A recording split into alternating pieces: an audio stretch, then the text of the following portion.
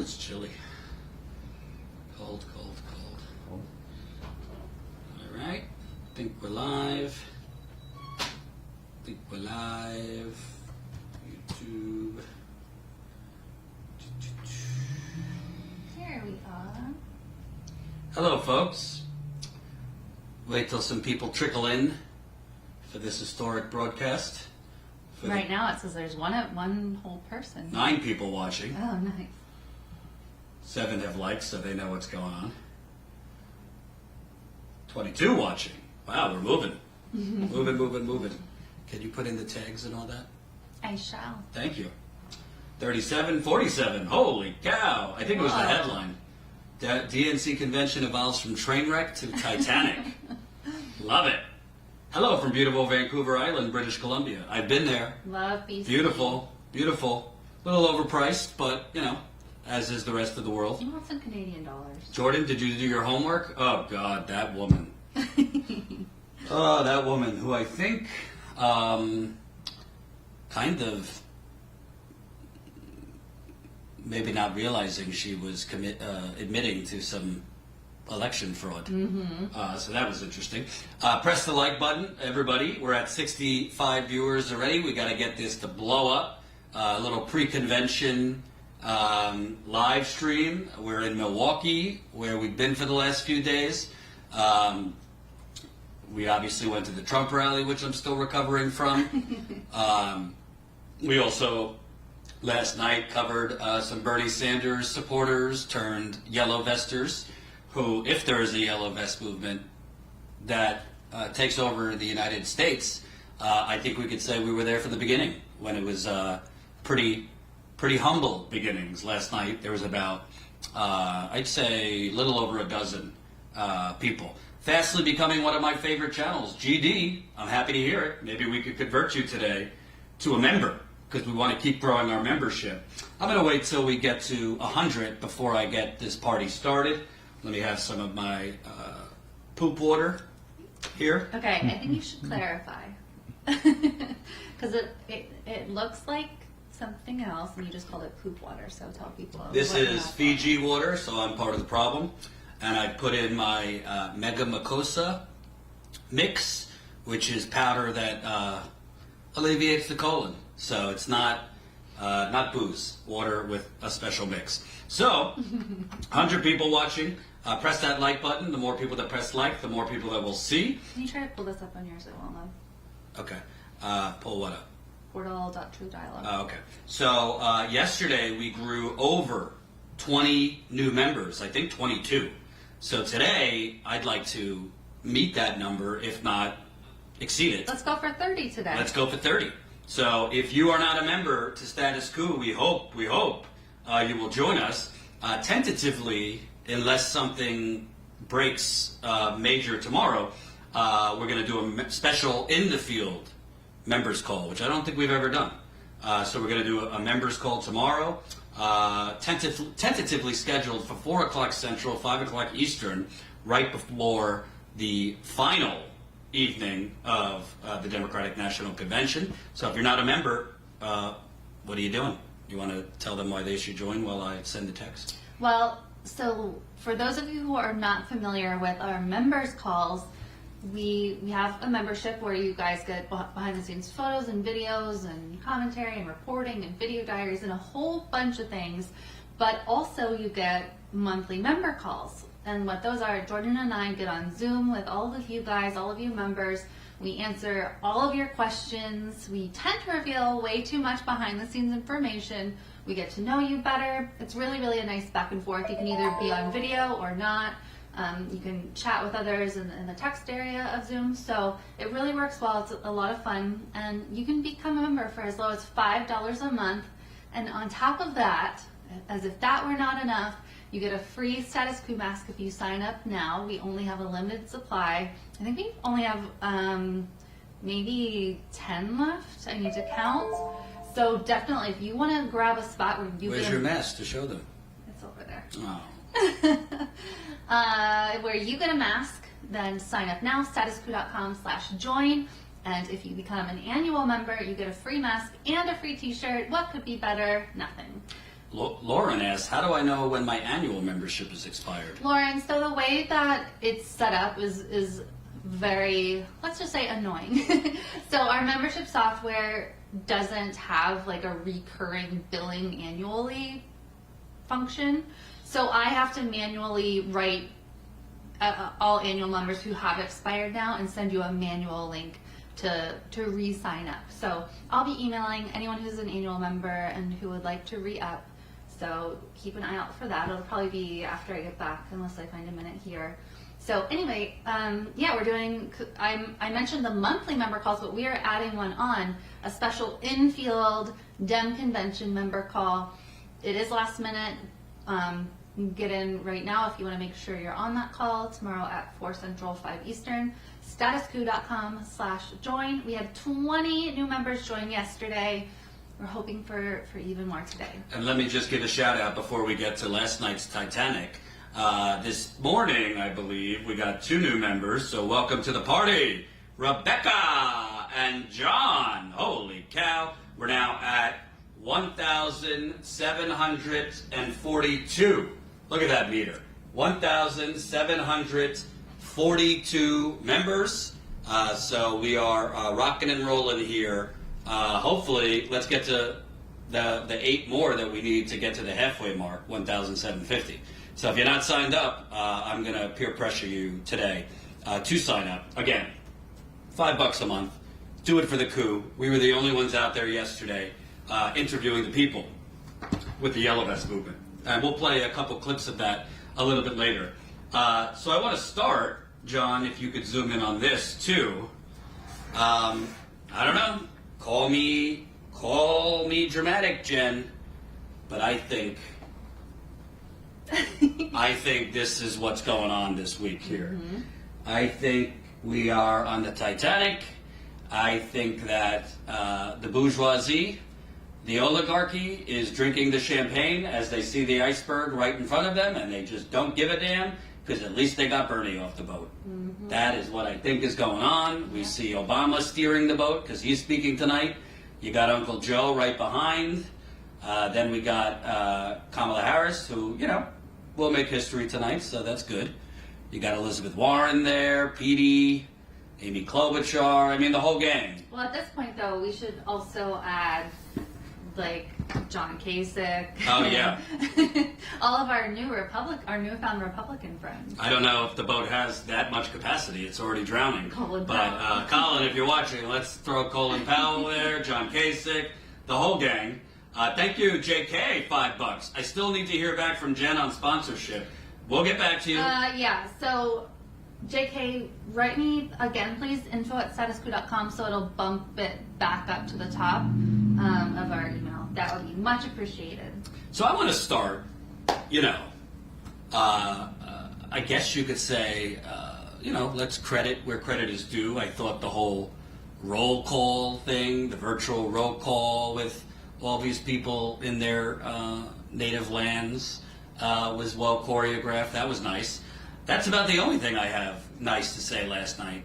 Because to tell you the truth, I think last night, and sorry if this is, graphic, I think last night is really the kind of thing that gets Joe Biden going, I think Joe Biden gets a real political hard-on for, the good old days where, Joe Biden and John McCain could cross the aisle together and work together to screw the middle class, and work together to go invade other countries and kill brown people, and work together to cut welfare for single moms, and work together to incarcerate the masses. We didn't watch it in real time because we were out in the field interviewing the Yellow Vesters, statuscoup.com/join. But in the recap I watched, it really was like an ode to the 1990s, whatever. I'm not going to knock McCain while he's dead, although I'd like to. Actually, I will.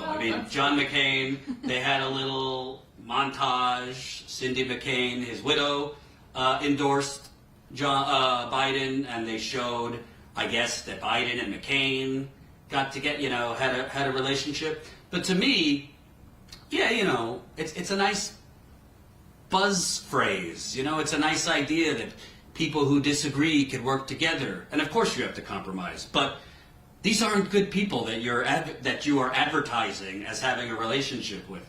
John McCain, who has been, his image, just like Joe Biden has been made into someone he's not. John McCain was like revered among the Washington press corps as some wonderful guy, maybe because like you could have a beer with him or something, and he was a known cursed like a sailor.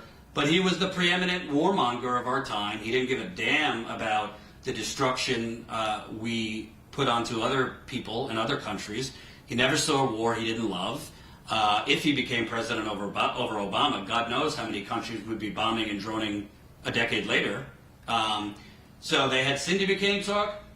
Then you have Colin Powell, who, if you want to give the benefit of the doubt to, he was lied to by Dick Cheney and Bush's gang. They fed him the, mushroom cloud and all that. He went to the United Nations with all this false information. But he's also another warmonger. I mean, his advertisement for Biden last night wasn't exactly like, yeah, let's bring the troops home and, spend money on hospitals here instead of Afghanistan.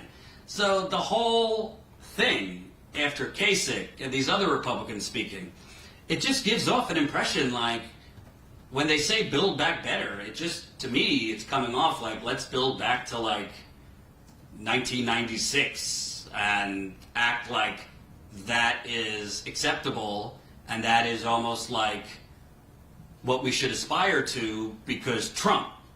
But the reality of the situation is, I think cable news idolizes this. And we got 360 people watching, 214 of you. 214 of you have pressed that like button. So please, please, please, smash that like button. It's a thumbs up button right under the live stream. Super chats are welcome. Can't wait to read the first new member sign up. We got to get 20 more today, hopefully more than 20. So keep signing up. We got new clips to play from last night if you missed it. I also want to play a clip from a woman who kept telling me I needed to do my homework, even though she was admitting to election fraud without even realizing it. So, I don't know, Jen. To me, I'm trying to keep an open mind. I don't want Trump to win re-election, but I feel like these people, and Biden in particular, do they feel like showing John McCain with Joe Biden and Colin Powell and Cindy McCain is like really enticing to young people under 40, black, brown, white? Do they think this is what's going to like get the independents who might be evicted soon, showing like an ode to the 1990s? I think that they have to know that it will not. So I can only suspect that it means they don't care. They don't care to reach the young voters, the majority of which still, even though he's been out of the race for a long time, they just did a poll recently showing that the majority of younger people, younger Democrats, want Bernie still.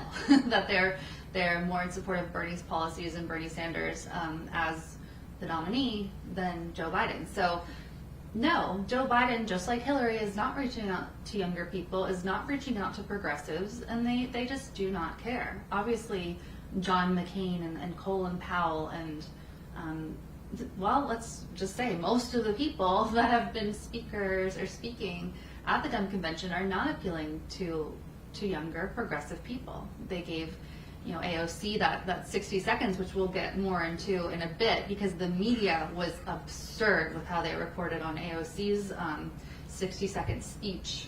So yeah, I really think they don't care. They don't want to reach out to us. And it's oddly, and I'd like to show this, John. Hopefully it works with the microphone. But CNN is even picking up. Like when CNN is even kind of picking this up, something's up. So I cut this clip because earlier today, in a segment on CNN, they kind of asked, what are you doing here? It seems like you're only focusing on Trump. Seems like you're really focused on Republicans, this and that. And Hillary Clinton's old campaign manager, to me, if this is how the Democratic Party thinks, then Trump is going to win re-election, even though the polls don't look so hot right now. Let's take a look.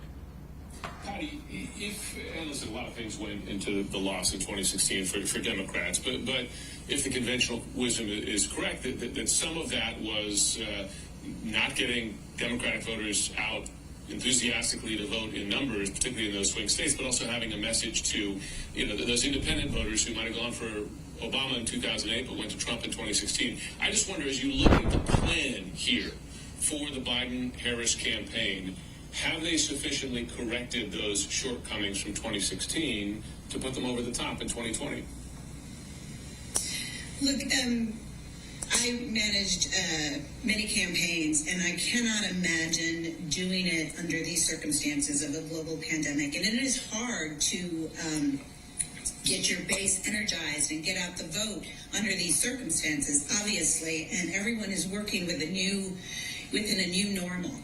But I think that from the get-go, from the beginning of the primary season, there was a North Star for Democrats, and that was beating Donald Trump. And there is nothing that energizes the Democratic base more than Donald Trump's administration, the way he leads, his divisiveness, and that still exists today, 18 months later after this process started, if not more so, given the circumstances that we're in now, the global pandemic, a healthcare crisis, an economic crisis, a reckoning on racial equality. I think he is the strongest energizer of our base. Alex, for tonight on the stage. So, even though they basically ran in 2016 off that same premise that all you need is to scream Trump, they're still running on that. And what I find startling, and let me read a couple super chats here, keep them coming if you can. Sam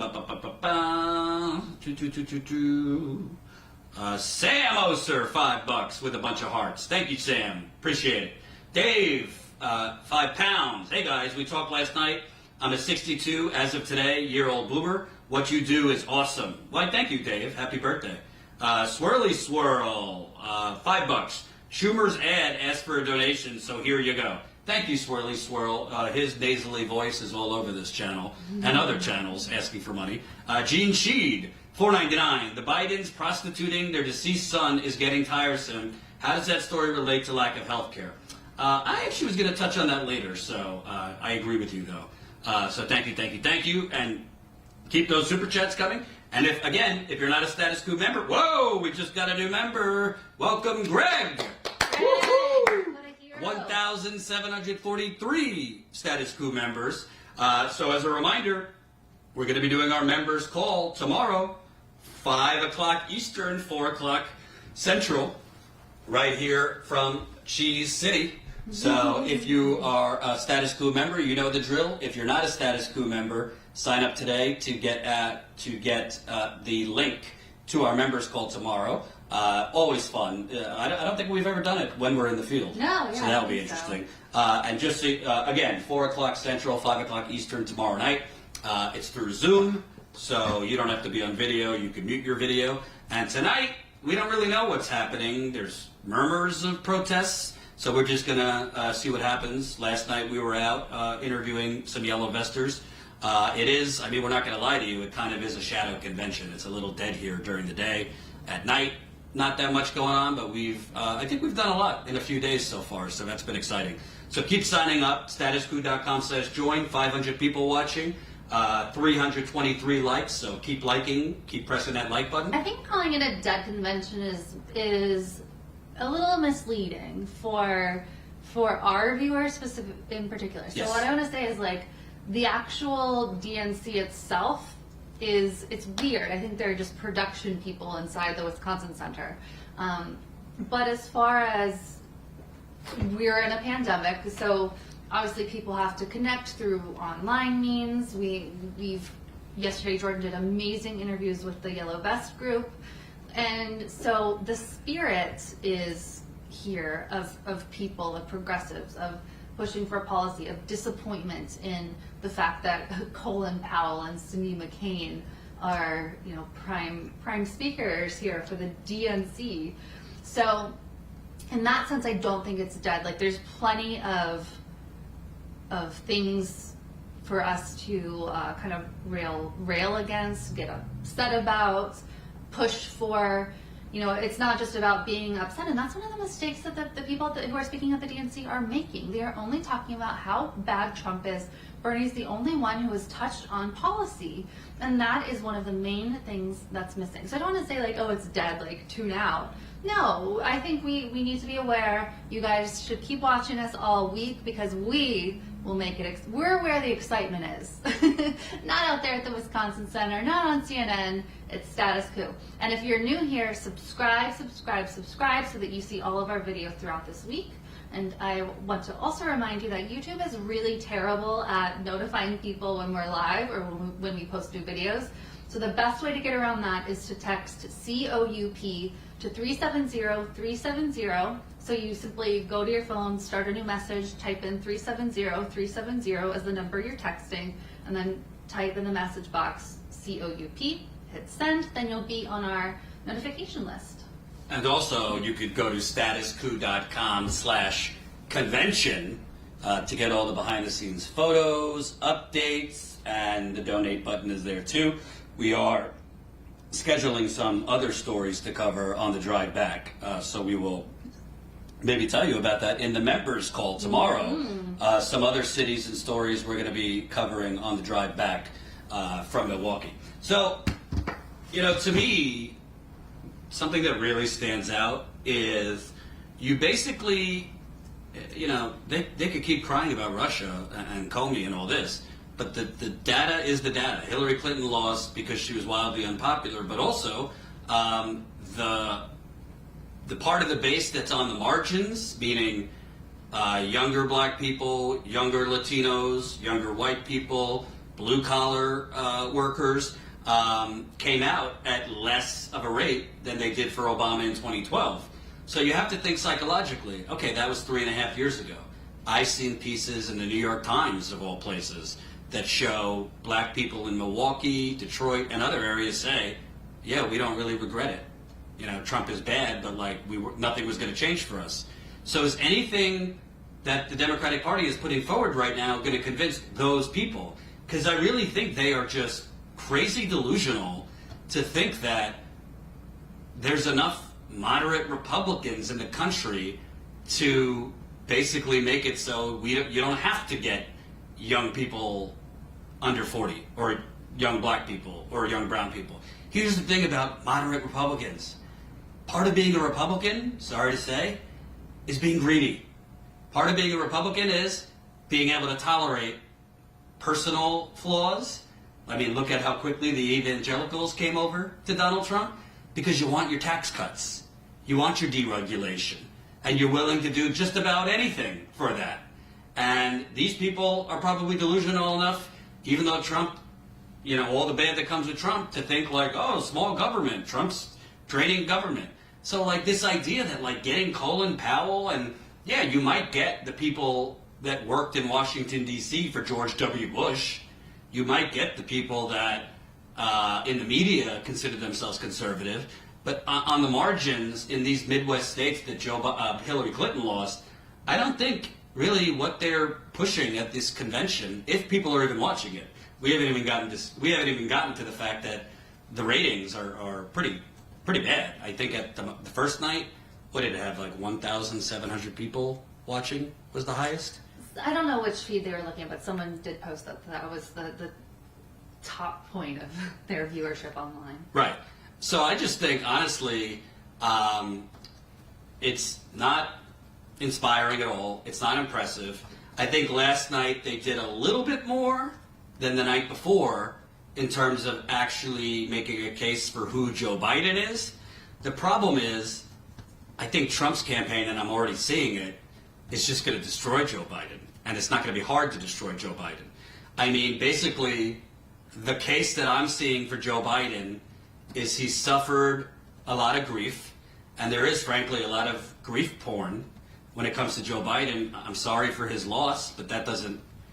Empathy does not mean you should be president of the United States.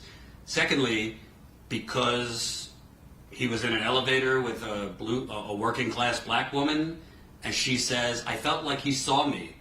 I'm not disrespecting the woman who introduced him, I guess, officially nominated him. But I mean, come on, man, like Joe Biden likes to say. I mean, I don't think a case is really being made, and I'm already seeing it. I mean, I was playing a YouTube video. I saw an ad that Trump's campaign is running, and we're in Wisconsin, so it's probably specifically playing on my computer based on where I am, just eviscerating him for NAFTA. I wish Bernie Sanders would have ran this kind of ad. I mean, it was devastating. Why Trump is choosing to run against, like, trying to paint Biden as a communist socialist, like, that's a losing strategy if you're Donald Trump. But if you run on this, if Trump basically runs the same campaign he ran in 2016 and gets a little bit more responsible with COVID, I think he could win, and fairly easily, because you're running against Hillary with a worse record and a longer record. And seeing the ads for NAFTA, frankly, we laughed about it at lunch. They're running other ads that, I'm not going to lie, don't make Joe Biden sound so senile or sound lucid. Yeah. So I just don't think they're doing what they have to do. Tonight, you know, you got Kamala Harris speaking. I'm sure it'll be a fine speech. The media will slobber all over it because it's a first with a woman of color on the ticket. I think that's great. I don't think she's the right person, but we could recognize it's a good thing. But I don't think she's in particularly, she's not a Nina Turner kind of speaker, I can tell you that. No. And then you have Obama, who frankly, I think the Democratic Party, the establishment, really underestimates that Barack Obama is no longer loved among people under 40. Definitely not under people under 30. So I don't know. I don't know what they could do. Again, yesterday I did not see a whole lot of policy. They did seem to focus more on healthcare. They did a video towards the end on Obamacare, and they showed some people that Obamacare helped them, and then focused on the public option. But I don't know if that's going to do much during a pandemic where people have no health care, and I don't know if Obamacare necessarily gets them going. I have a lot of thoughts on the people that, Biden and friends are trying to reach out to. You mentioned the fact that the woman, it's a nice story. I mean, it's not a bad story where I think it was the elevator operator, a black woman said something like, shouted out, "I love you" to Joe Biden, and it was like a sweet moment. And so she, as Jordan said, was the one to nominate him. I think that's a really sweet moment, but it's still, it lacks substance, because he did write the crime bill. Like Jordan mentioned at lunch, he somehow gets away with having put being partially responsible for putting so many black and brown people in jail, for harming so many lives. But because all Democrats care about are optics and how things look and appear, and they're apparently willing to forgive all the war crimes of the neocons on top of the war crimes of the Democrats, that it's just all for show. I was so upset. I've seen the media talking about how much they liked the roll call this time around than how they normally do it. I was really upset during roll call. It was so uncomfortable for me to watch. Yeah, okay, it was nice to see people from their state like celebrating. I don't know, like Rhode Island is celebrating their calamari. I don't really get it. But it was nice. I get it. People were excited to be from their state, but it made me so upset. Not like personally as a Bernie supporter, of course, it was upsetting to see Joe Biden's delegates rack up and things like that. But it was also a reminder of how much of the Democratic Party is just for show. They chose a very diverse. I believe that the states or the delegates from each state choose who's going to be at the forefront, who's going to actually say how many delegates go to each or whatever. But it was still very much for show. It wasn't for substance. There was no substance to it, and that I think demonstrates what the Democratic Party is all about. There's no substance. There's no policy. We're supporting Republicans, we're neocons. Someone tweeted, I don't know if it was Rania Kulik, it was someone yesterday. I thought this was a very good summary of the convention so far. It's like the Lincoln Project brought to life. I think that's a great summary of the convention. And I want to read some super chats so we don't miss them. By the way, we are currently 7 members away from 1,750. 1,750 would be 50 away from 1,800 if my math could do. So let's keep going. We came here for a reason, that is to grow. So keep signing up. William Emerson, $5. Just got voting rights back in North Carolina. First thing I did was register unaffiliated. Never joining a party again. Well, I'm glad you got your voting rights back, William. That's awesome. And Willis, $20. Can you speak at the Movement for the People's Party? They're having an online convention Sunday, August 30th, 4 p.m. Thanks for all you do. No, I may not speak, but we will cover it. I'm not a political speaker, but I might run for mayor of New York City someday. Jordan. Or president. We'll see. No, if my you need to fiance be allows your- me. you need to I would be- be a journalist president. Zach Sherman, $5. I won't vote for Biden. Been let down too many times. They made it clear they don't want my vote. KM, €5. Great work. I'm watching in Germany. Wish there were individuals doing what you guys do in Europe. We don't have any independent progressive media. I love Germany. I enjoyed Berlin. I wish you had a couple more vegetables on the plate, though. It's very, very sausage and potatoes. I was lacking the vegetables, but maybe you could make me some next time I come. Shane Bapka, $4.99. This DNC is such a middle finger to us progressives. I don't know why we want to be part of this party. Paul Gibby, $15. Your Oshkosh report was awesome. The Trumpsters have so much rabid, uninformed energy. It's scary, and I need some victory gin to survive and more status quo. Thanks, guys. I'm not going to lie to you, Paul. I mean, it ain't my first rodeo, but the other day was difficult even for me. Because, it's... So, for example, in Miami, when I went up to some Trumpers on the side of the road, that was like 20 minutes, but then I could walk away. This was like you're surrounded. They're everywhere. All, from block to block. It's like, and then they follow you when you try to get away. And it really is an alternate universe, so it was tough to deal with. Particularly seeing... You're not just dealing with lunatics where it's not life or death. You're dealing with lunatics literally out there without masks, endangering other people and themselves. So it was really something. But glad you liked it. Darren Aleve, £5. Will you be covering the People's Party convention on the 30th? Yes. Enter name, $4.99. You should all eat at El Señal, best Mexican food in Milwaukee. Ooh. That sounds good. Mexican food's my favorite. Okay. LJL, $20. Thank you, Jen and Jordan, for traveling out to the convention. This donation is going towards the Status Quo Mental Health Fund for having to interview those Trump supporters. We might need that, too. We've been talking about security needs. We need mental health, a Winnebago. Brian Frederick, $4.99. Democrats trying to claim the moral high ground, but then they have people like Bill Clinton and Mike Bloomberg speak at their convention. We'll get to Bubba. Who might be in the doghouse with Hillary, based on those photos that came out. Will0928, $5. Listening to Bernie's speech only reinforced my belief that he should be the president, and it made me angry at the DNC for robbing us. FF Obama. I think that's it.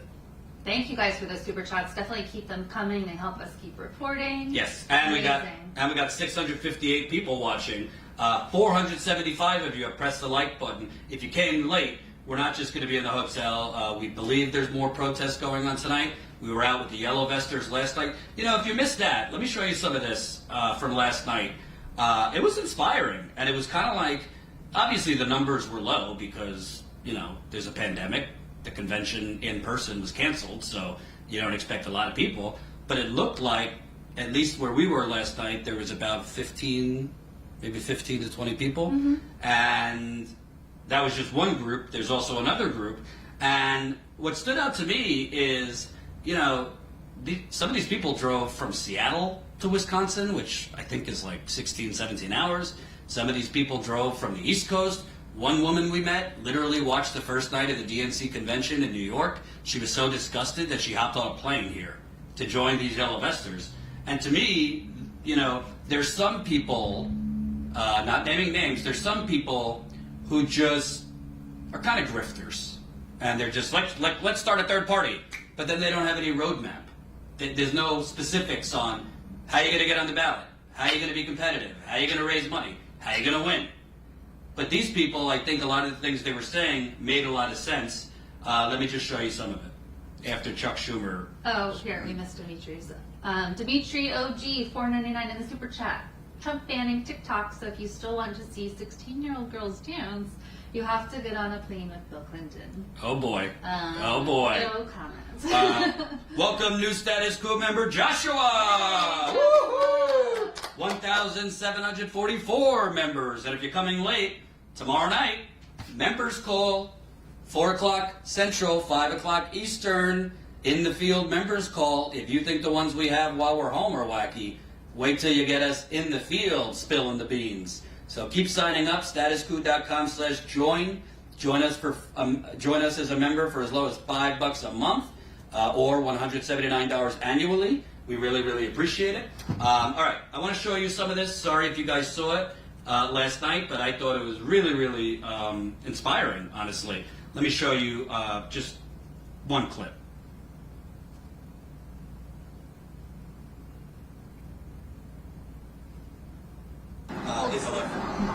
No.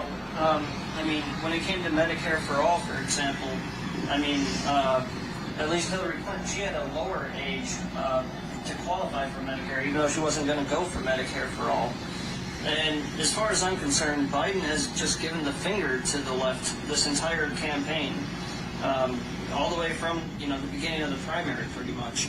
I don't believe that he has done anything to court us. If anything, it's just him trying to court anti-Trump Republicans. And it's not even like there's a lot of them, in my opinion. I mean, he did kind of overtake that party, but I don't think it was a good strategy, because this is why I'm here for Bernie. I feel like Bernie could have united the left with the Democratic Party, and we could have much easier taken out Trump. As for the progressives, I feel like they just expect us to fall in line. And it's never been like that for us. We have values. We have our votes have to be earned. And that's what policy and solid continuity, and it has to be real. Like, it can't be just something you adopted overnight as a punchline to bring people in to appeal to us. That's why we like Bernie. He's been fighting for the same thing his entire career. Even when he changes, it's literally just because he's become more progressive or somebody made a valid point to him. Joe Biden doesn't care about hearing anybody else's opinion. I mean, you see in Iowa, like when he was confronted about climate change, for example, all he did was go off on the gentleman who was a well-known local person. He just goes off on the people that he's expecting to vote for him, just because they disagree with him on policy. Bernie is not like that. He will listen to. And I don't know. By the way, I think the live stream was for like 2 hours, so we're going to cut up some other clips too. But something that stands out to me is I think that the DNC, obviously, I don't think they're so vile that they wanted a pandemic, but I also don't think they mind it being virtual because they don't want to deal with these, what they view as these, kicking and screaming Bernie bros. But I actually think it comes with a downside, because I think the Democratic Party is getting a false sense of security that most of those people, I'm not just talking about the 15 that were out there, but like these kind of people, and again, it would have been a much bigger protest if it was an in-person convention, there wasn't a pandemic, but I think they're getting a false sense of security like they did in 2016, like, all right, let them kick and scream, but they don't have a choice, so they'll come home. Most of the people that I spoke with last night, and I get a sense, looking at online, on Twitter, and elsewhere, even though they're seeing the clips of these Trump supporters, even though they know how bad this Trump is, they're saying straight to Biden, you can still get us. You have to earn it. You have to convince us.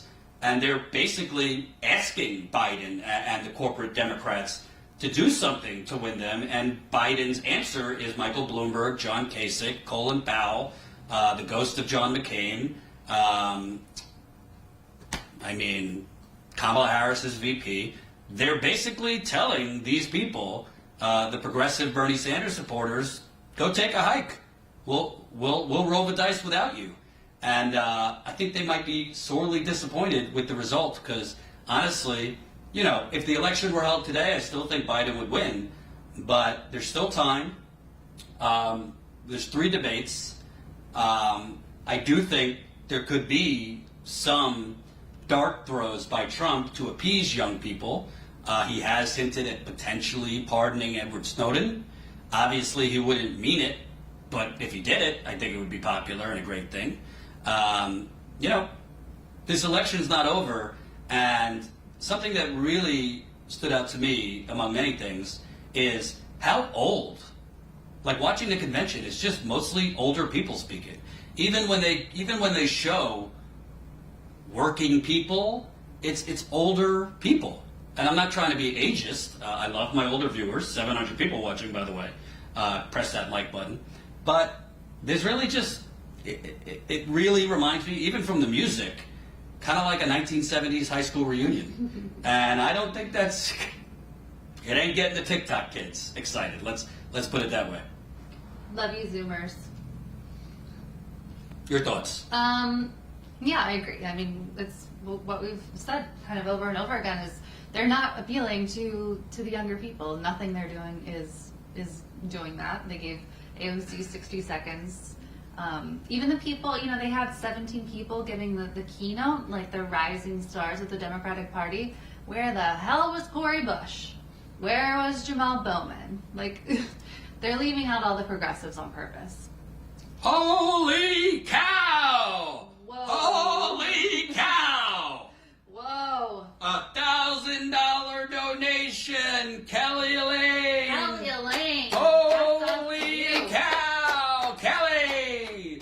Thank you so much, Kelly. Honestly, on the status quo roll call, you've been one of the leaders of the Coup de Calvary for well over a year. Your financial support, your super chats, just your presence in the chat. We greatly appreciate it. This is not cheap, and that's a lot of money. So thank you, Kelly. I'll reach out to you separately. So on the GoFundMe, we're now a little over $3,000 from hitting our goal.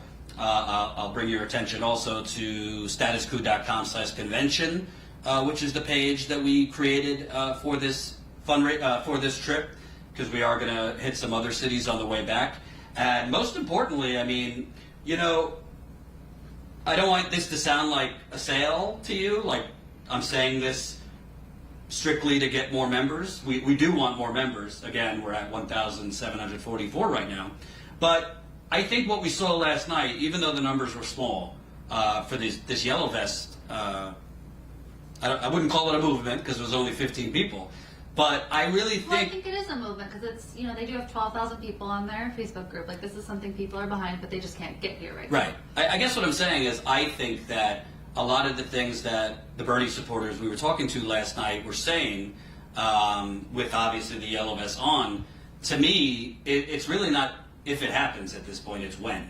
Because you look at history, when there are deep economic pains in countries, it could go one of two ways. It could go really, really ugly, which we've seen in Germany and elsewhere throughout time, or it could go in a positive way, which is a massive economic and labor type movement. And I think that is where it's going to go. Frankly, even if Biden does become president, as we've said, I mean, Biden and the corporate wing of the Democratic Party already have their built-in rationale ready to go. We've already seen reports leaked out. He's not even going to fight for a public option, which is what he said was his signature healthcare plan.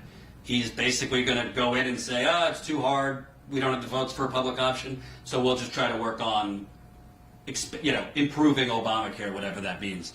That's just not going to be good enough, particularly coming off or being in the middle of a Great Depression, which we might be headed towards.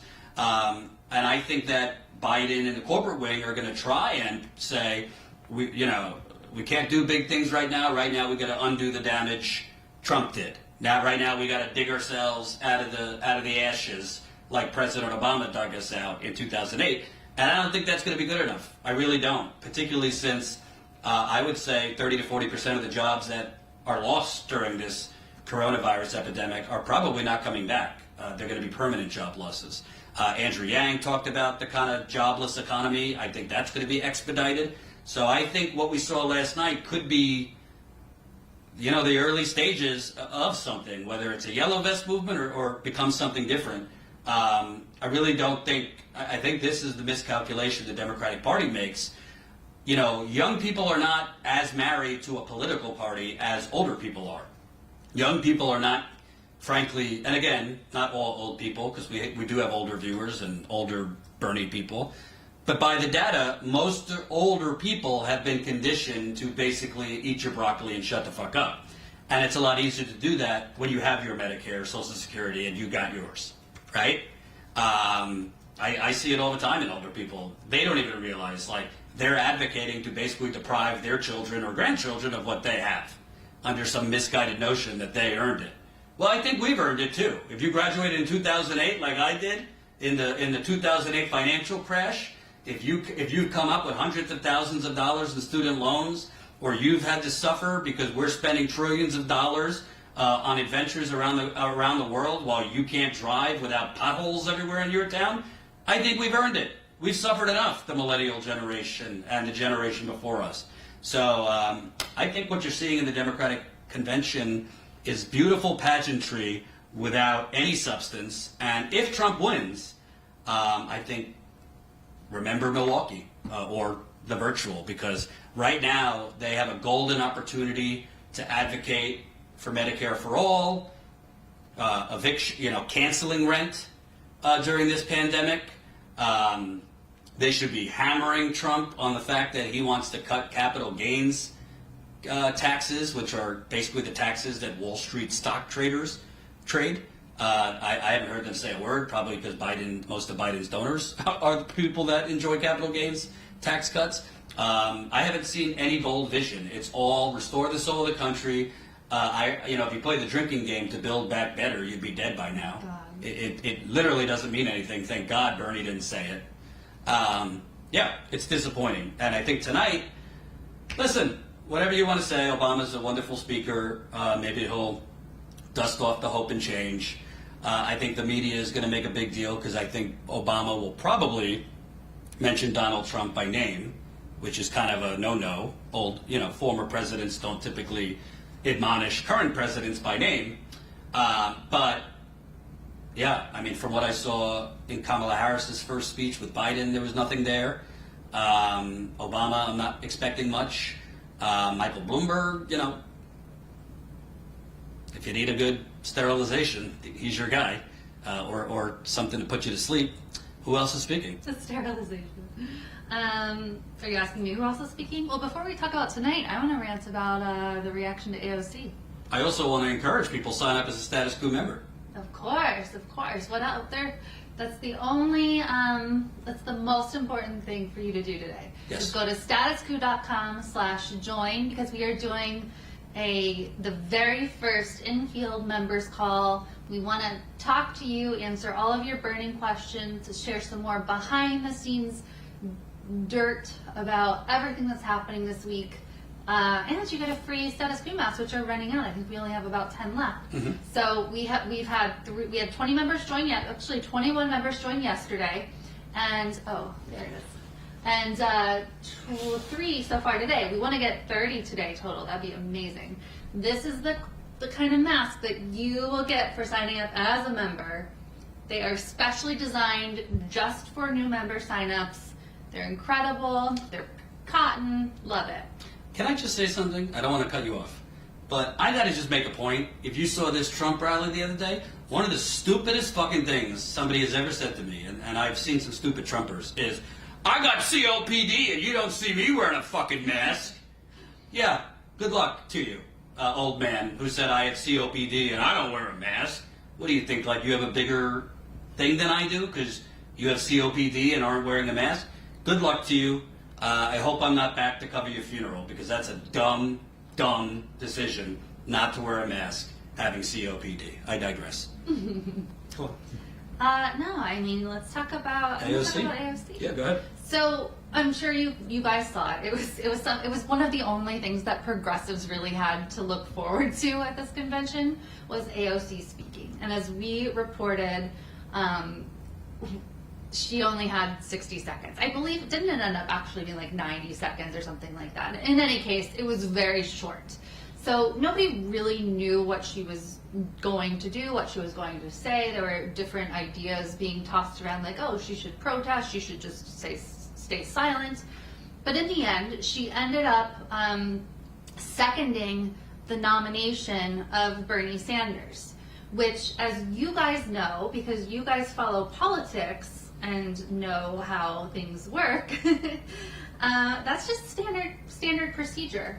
So she seconded the nomination of Bernie Sanders, which I think was a really heartfelt and good moment. She talked about progressive policies. She talked about struggling minorities and groups in this country. I thought it was a good, she used her time well for the amount of time that she had. She didn't mention Biden.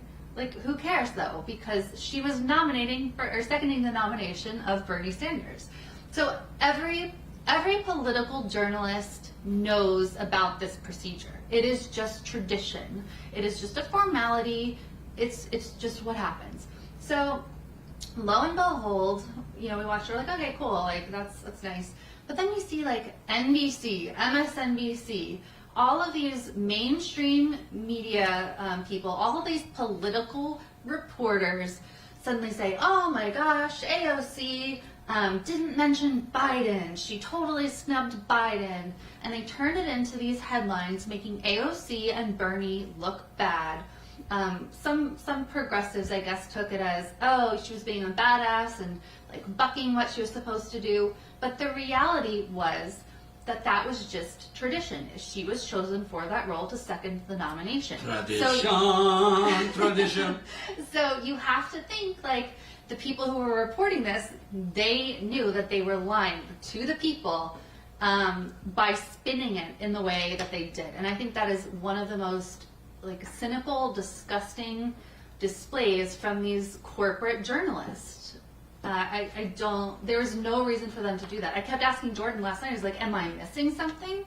She didn't snub Biden. She did exactly what she was supposed to do. And he's like, no, they're just lying assholes. And the other thing also, and thank you so much, $50 from Beth Dunham. Woo-hoo! Beth, it's rain and super chats and GoFundMe's. Bomag, 803, $1.99. Watching the DNC convention is a waste of time. I have the list. Well, we got to do it for a living, but I do agree with you. I'll also say, to me, you got all these young progressives winning. Jamal Bowman, Cori Bush, Rashida Tlaib just won re-election. Ilhan Omar just won re-election. They love to show the diversity of the party. I haven't seen Ilhan Omar yet. I haven't seen Rashida Tlaib featured. You have a nurse that just won in St. Louis during a pandemic.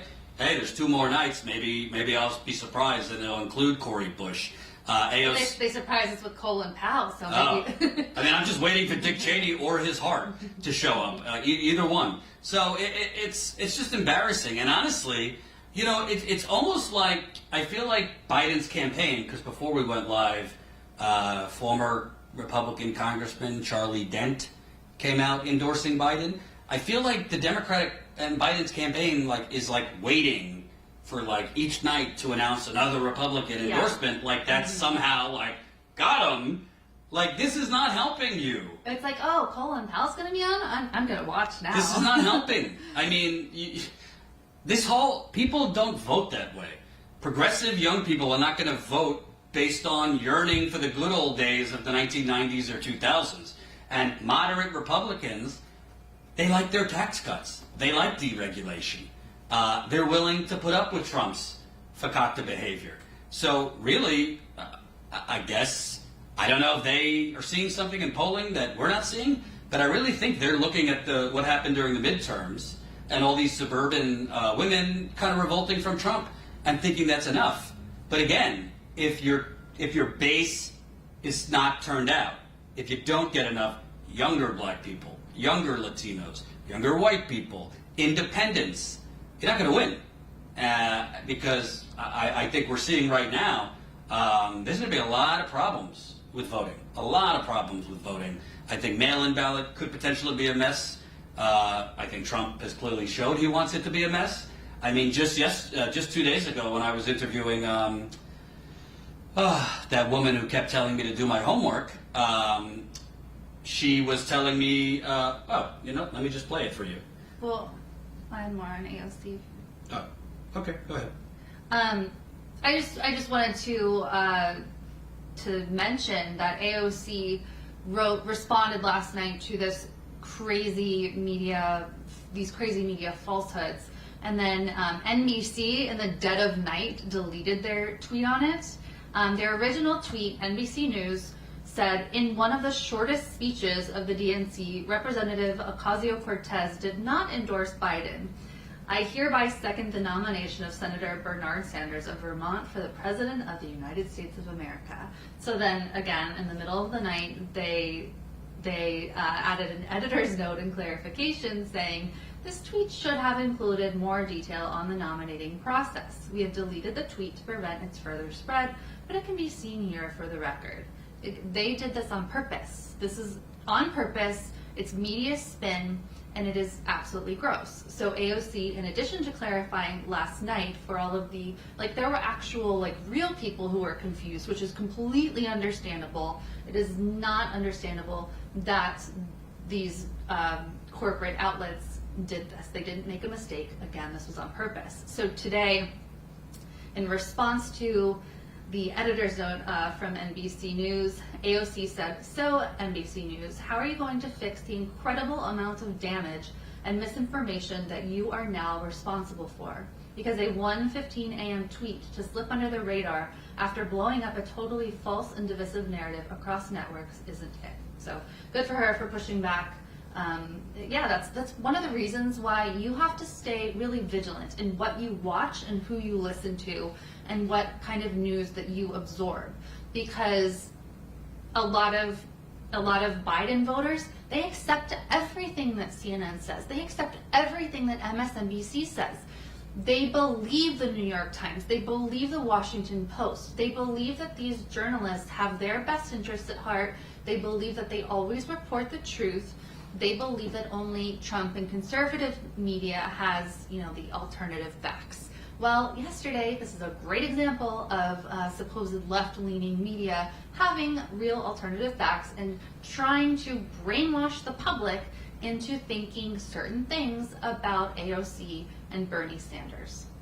It's a great segue, brainwashing the public. I want to show you a clip of a nice woman donning a MAGA hat 2 days ago. And this clip will show two things. Number one, that we have a education problem in America. And the other thing is we also have an election problem. So if you already saw this, sorry. But if you haven't, here's a short clip from one of the interviews I did with MAGA Nation. Hold on. Do not do mail-in voting. You mentioned the post office. Let's just make sure that the message gets out. Go and vote. Do not do mail-in voting because your ballots there's so much fraud in mail-in voting. I personally have been an election official for over 20 years. And the election we had in April, we had so many people who have voted absentee and their ballots did not get sent in. We find out there's 3 bins of ballots from the Fox Valley, including Oshkosh, that were stuck in Milwaukee and they didn't get counted. Just saying. So you think people should, if they're not comfortable with it, risk their lives during a pandemic? Hey, if you can stand here and interview me with a mask on, you can go vote with a mask on. A lot of people did that in Illinois, Arizona, Florida during the primaries, and then the cases went way up. No one got sick in April. That's not true at all. Not Wisconsin. The Wisconsin primary in April, nobody got sick. It was not a primary. You have your facts wrong. Our primary was held just a week and a half ago. We're talking The Democratic primary. It was not a Democratic primary. The primary was just a week and a half ago. I cover this for a living. Bernie versus Biden. Bernie versus Biden was in April. This is a fact. Election that we had. It was in person. And I work as an election official. No one from the April 7th election got sick. Have you been tracking them all over the state to know They that? already come up with that. Okay. 4 months late. I mean, they could have come up with the news sooner than that, but they didn't. You need to do your homework because your facts are completely wrong. Well, I'm an election official. I know what I'm Oh talking my about. god. Oh, boy. These people are. By the way, for context, I wasn't being a meanie. She had said to me, do your homework about 17 times. So I was giving her a little taste of her medicine. First of all, and thank you for the GoFundMe, Lynn, $20. Yay, thank So you, we're Lynn. now $3,010 away from our goal. And thank you also to KFH Garrett for support in our road trip fundraiser, which you can find at statusquo.com/convention with behind the scenes photos, videos, and written updates, including pictures of doggies and all kinds of things. statusquo.com/convention. And most importantly, sign up as a member, statusquo.com/join. I'm not beyond begging. We want to get back to 1,800 members. We're at 1,744. Yesterday we got over 20 new members, so we'd like to get a good new group today. So sign up. We're having our members call tomorrow, so that's exciting. So a few things in that. Number one, she's telling me there was no primary in April because I'm an election official. I guarantee you she's not an election official. She's probably a volunteer who's delusional enough to think that makes her some official. That's number one. Number two, the audacity to declare nobody got sick from an in-person primary in April. Oh, by the way, in April, we had like almost 3,000 cases a day of coronavirus. It was the beginning of this disaster. And I'm pretty sure she herself or the state of Wisconsin did not contact trace that entire election, which, oh, by the way, Joe Biden encouraged people to go out in person and vote during a pandemic when Bernie Sanders did not. So I don't know what she's talking about because I remember reading that several weeks after, I think it was Reuters, several weeks after the Wisconsin in-person election, that Wisconsin's coronavirus case count had skyrocketed. So I don't know where she's getting her information, but she's essentially telling people, yeah, go on in person. If you could wear a mask and talk to me, then anybody could go. Okay, so first of all, I've had coronavirus and I was wearing a mask, so masks are not foolproof. Secondly, I'm not wishing that anything happens to her, but she very well could get coronavirus. So can a lot of the people that were out there on multiple lawns without masks. So it's just crazy. The only thing she said that, to me, should worry people, particularly if you're a Democrat who wants to get rid of Trump, is whether it's intentional or just incompetence. She was saying 3 bins, however many votes that are, of absentee ballots got stuck in this town when they should have been in Milwaukee. I mean, amplify that by 50 states, millions and millions and millions of more mail-in ballots. The Postal Service either intentionally being sabotaged or what have you. Now they say they're going to cancel the changes that they were going to do, but who knows? So there's just a lot of uncertainty about the mechanism that this vote is going to happen. And frankly, I think you're going to see more people, more Republicans go out in person and vote because they're more crazy.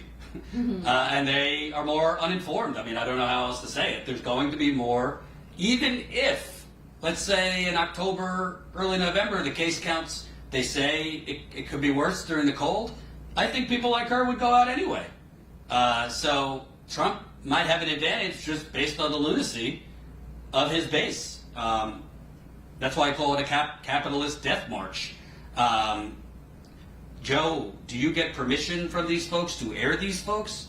Well, when you put a camera in front of their face, yeah, I think they know it's not a secret ballot. Yes, it's implicit permission. For documentaries, you have to get them to sign a release, and it's a whole to-do. For TV shows, you would have to get them to sign a release, but not for the internet. For younger people, like if I was to speak with a kid, I would definitely want to get permission first. Yeah. But this is why, besides that it's kind of nauseating to have to watch this convention, it's extra nauseating because we're just coming off of this rally where you get this extra reminder there is a lot at stake. I would like Donald Trump to be defeated. I'm not going to be happy that it's Joe Biden, but we got to get rid of this guy. And by the way, I'm here to tell you, they're delusional if they think like getting rid of Trump is somehow going to restore the soul of America, which is just a bumper sticker. I said it yesterday. The genie's way out of the bottle. These people are not going back inside. They're going to stay out, and somebody else will take up Trump's mantle if Trump doesn't just create like Trump TV or something. So this kind of hate, racism, it's out. It's not going anywhere, whether Trump's in office or not. But yeah, it's just amazing to me that the Democratic Party, the best that they could do against a fascist who has presided over 170,000 people, is bringing in Colin Powell, Michael Bloomberg, and John McCain's ghost. Mm-hmm. I want to read some more super chats, which have been building up because you guys are so incredible. Thank you so much. Keep the super chats coming. They really help us out. They help keep us reporting. So $5 from Swirly Swirl. The convention is just one big infomercial. That is a great point. And actually, what did Marianne say? Let's see. Marianne Williams said yesterday, said the Democratic convention is like binge watching a Marriott commercial. And that is very accurate. Marianne's been kind of on fire on Twitter lately. Let's see. Who else? Sam Oster, $2 towards the swear jar. Nancy Bernard, $4.99 in the super chat. You missed my $25 super chat. Sorry, Nancy. I'm trying to copy them into a little document. I must have missed yours because they go by so fast and then they disappear. Like YouTube doesn't let you see them anymore. So she said, here's another $5. I am a 65-year-old progressive having trouble talking to my boomer friends who love Biden and Harris. You know, that's an interesting point. Obviously, a lot of our viewers are older boomers, but they're surrounded by the majority of people their age who are centrists. So I don't know how you would talk to them and tell them about the issues, especially now, whereas people are like putting aside the issues with the sole focus of getting rid of Donald Trump. So then how do you push people to be progressive or like push Joe Biden if he does become president? I gotta be honest, and this might come off the wrong way, but so be it. And I want to put a extra bumper sticker, extra disclaimer that I'm not talking about progressive old people. Okay? Yes. Not talking about progressive old people. I've seen enough hippies out there that love the burn, are progressive. So this is not geared towards all old people. With that said, I gotta tell you, I'm fucking sick and tired of these old people selling their kids and grandkids down the river. It might not be intentional, but when I watch this convention, I see like the Sheila Jackson Lees of the world and all these older white politicians and older black politicians. The message is basically empty platitudes and this is the best we could get and Joe's terrific, and they basically just expect and demand that the younger generation have become as content with low expectations as they have. And I'm just sick of it because honestly, if elections were, and obviously this isn't reality, but if elections were a true barometer of where the country's going, somebody like Joe Biden would not win.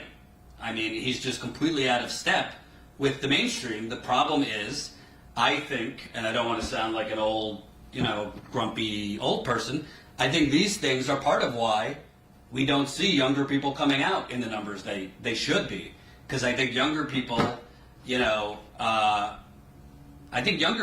even if they are affected, are easily distracted. And when I say younger people, I'm talking about like the 20 to 34-year-olds.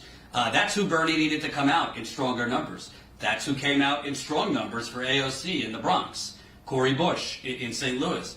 But on presidential politics, it is frustrating to me because when you watch this convention, and again, not all older people, you just see the people that have been running the Democratic Party for the last 40 years basically demanding that you give them another 10, 15 years. Well, what have you done? What have you done? And it's frustrating. And, I don't even want to know what the Republican convention is going to look like next week. We hear the privileged white couple that was standing out on their lawn in St. Louis with the Uzis at the BLM protesters are going to be speaking. The Covington kid who, was traumatized because CNN reported that he was a spoiled little jerk criticizing a Native American elder. He got a big settlement. I think it was for the Washington Post. He's gotten multiple. Yeah, he got a settlement. Who knows? Maybe the guy from Duck Dynasty. They'll bring out the whole gang. I don't know. As critical as I am of the Democratic Party, I think Trump is running a terrible campaign. The Daily Beast just had a piece where people in Trump's campaign have been begging him to readopt some of that populist, fake, phony, baloney populism of the 2016 campaign.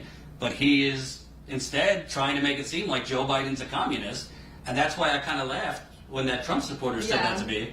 It's like, I would love it if Biden was closer to that. He's not. He's a corporate dinosaur. And anyone with eyes would know that. But yeah, I am getting sick of the old guard of the Democratic Party. And I must say old because they are people. Cornel West, I tweeted about this earlier. You got to be careful, particularly as a white person. You have to be careful when you criticize a black politician because it could be spun on you in an insincere way to try and make you look racist, the same way that they try and make you seem racist for criticizing Kamala Harris or sexist. But James Clyburn is not he's not a progressive. I respect what he's done in the civil rights movement, but he swung the election to Joe Biden. For what? Joe Biden has not done many things for black people. I don't want to white-splain, but I think that's obvious.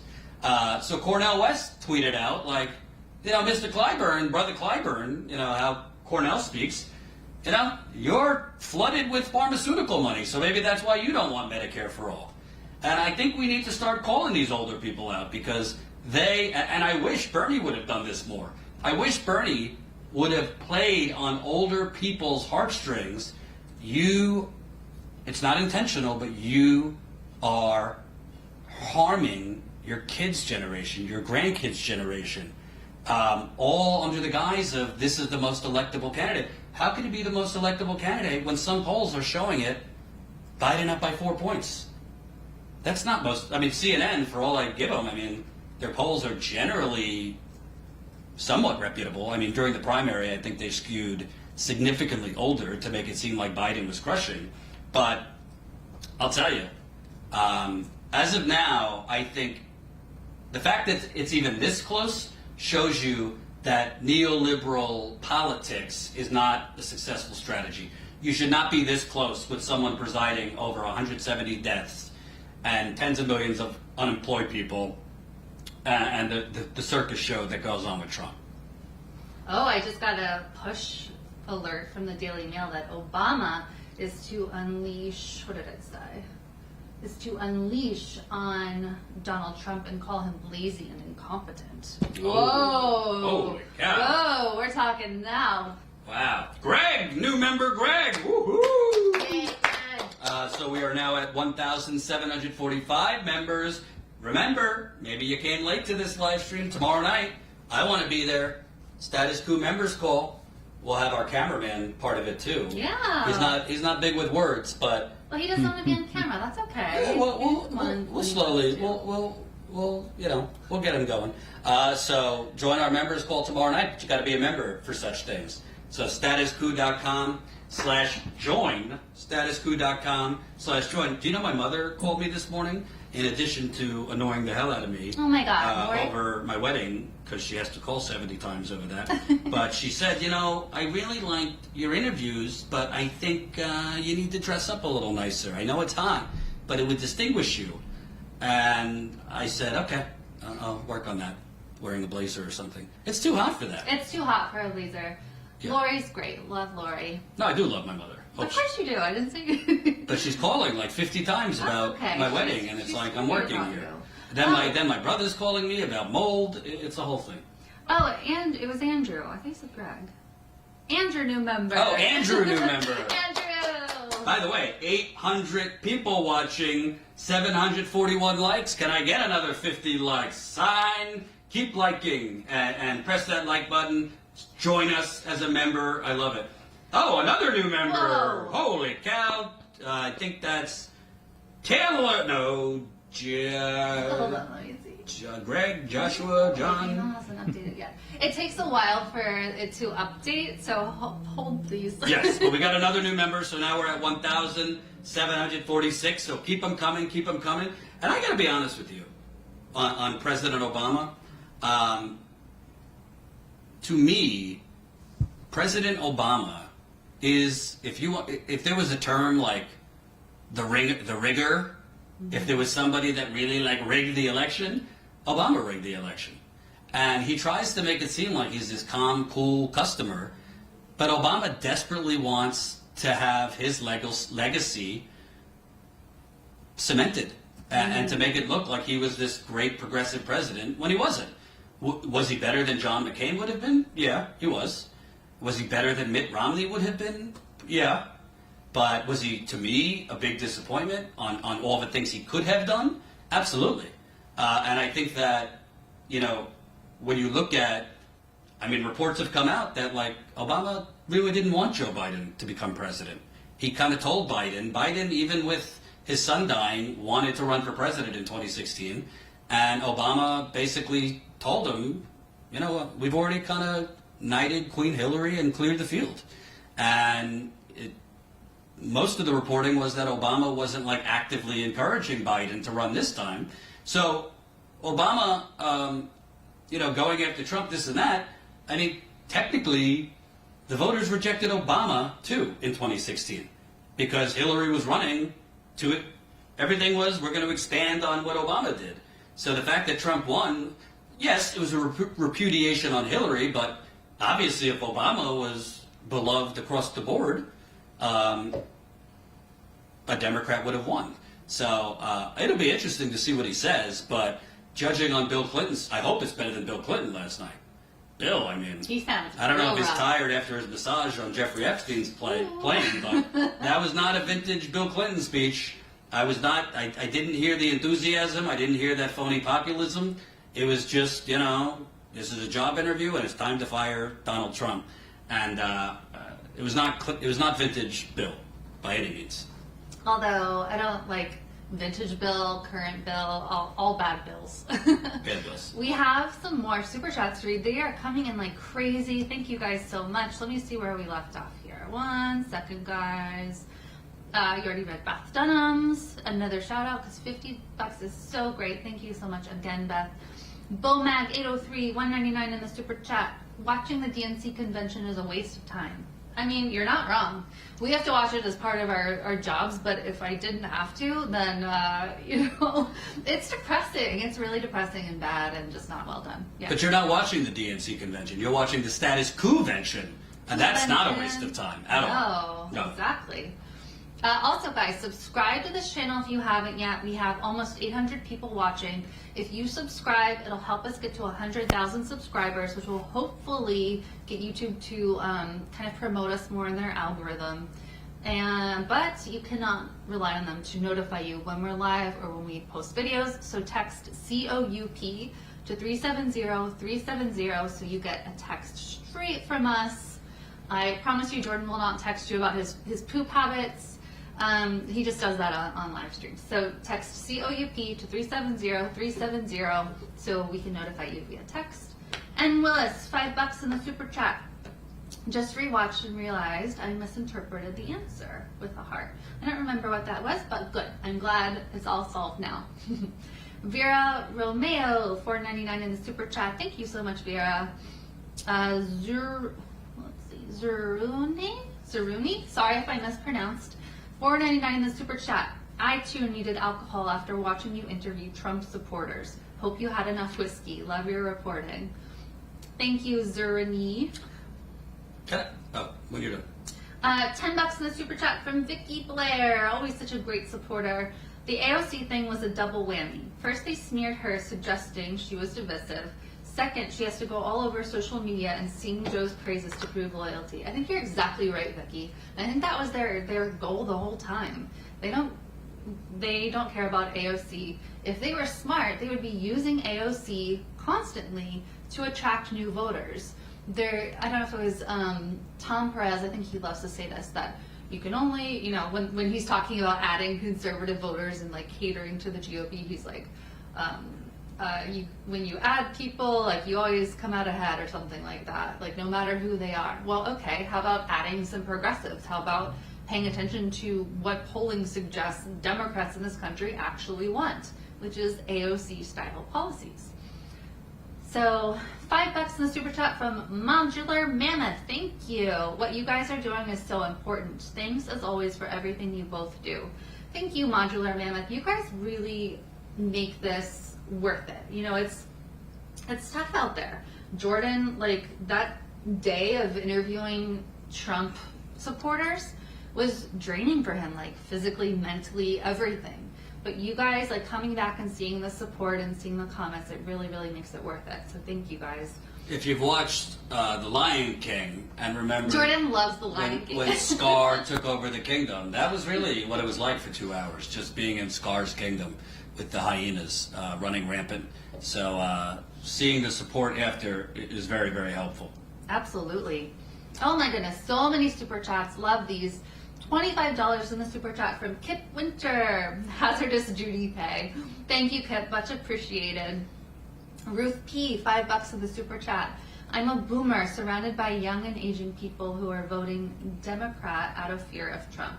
Yeah, I think that's the case across the country for sure, or at least I kind of, as someone who thinks Trump needs to be defeated, I hope that's the case. I hope people, in swing states will do so, even though it's regrettably. $25 from Andrea Rosario Bori. I'm sorry if I mispronounced. $25. Thank you so much. The Dem convention is Orwellian.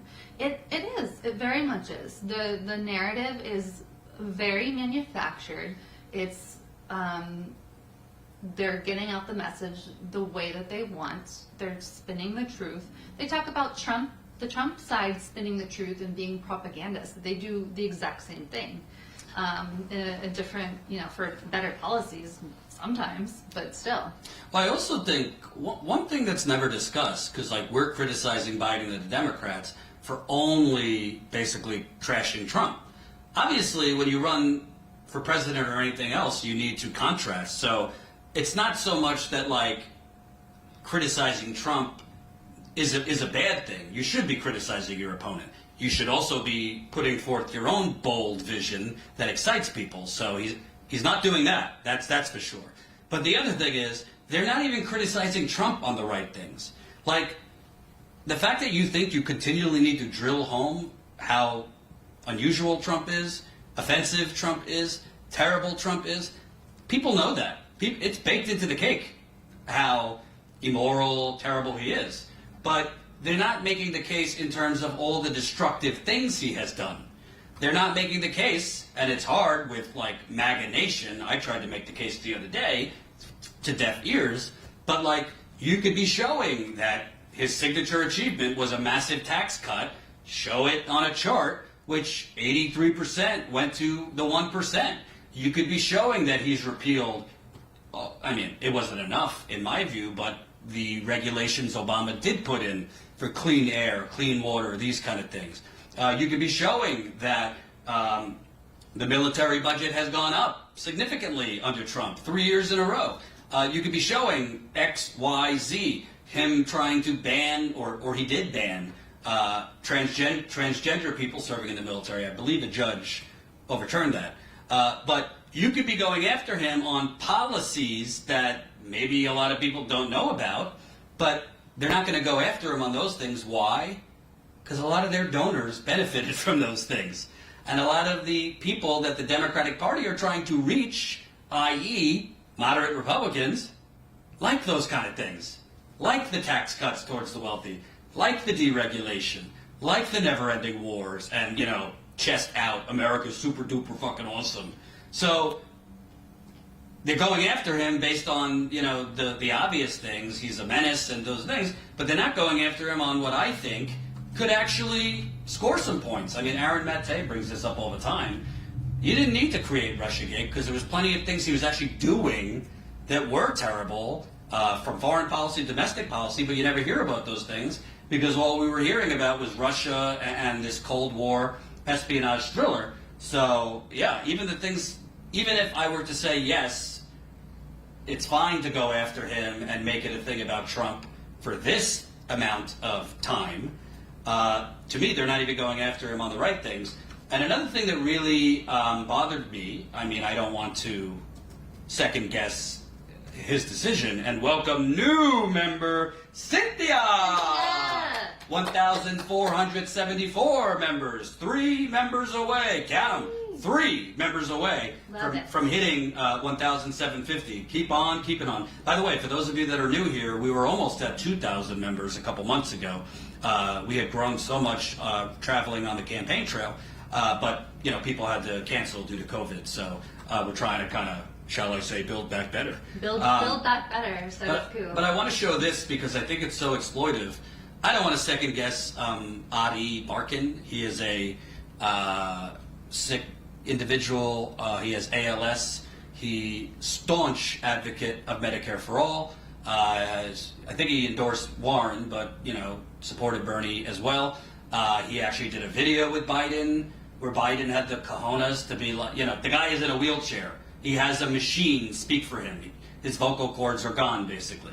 He has a terminal illness, and Biden was still telling him, yeah, no Medicare for all. Adi obviously agreed to be part of the Democratic convention, so that's fine that he did. But it's just kind of awkward that Joe Biden and the Democrats are like putting forth like, oh, he's so courageous, this and that. When the for-profit system you're still bowing down to is why he and his family have gone through this. I mean, let me just play some of this video. This is Joe Biden's tweet. Thank you, Adi, for your courage and for all that you do to ensure a more just, more equal America. Let's look at this.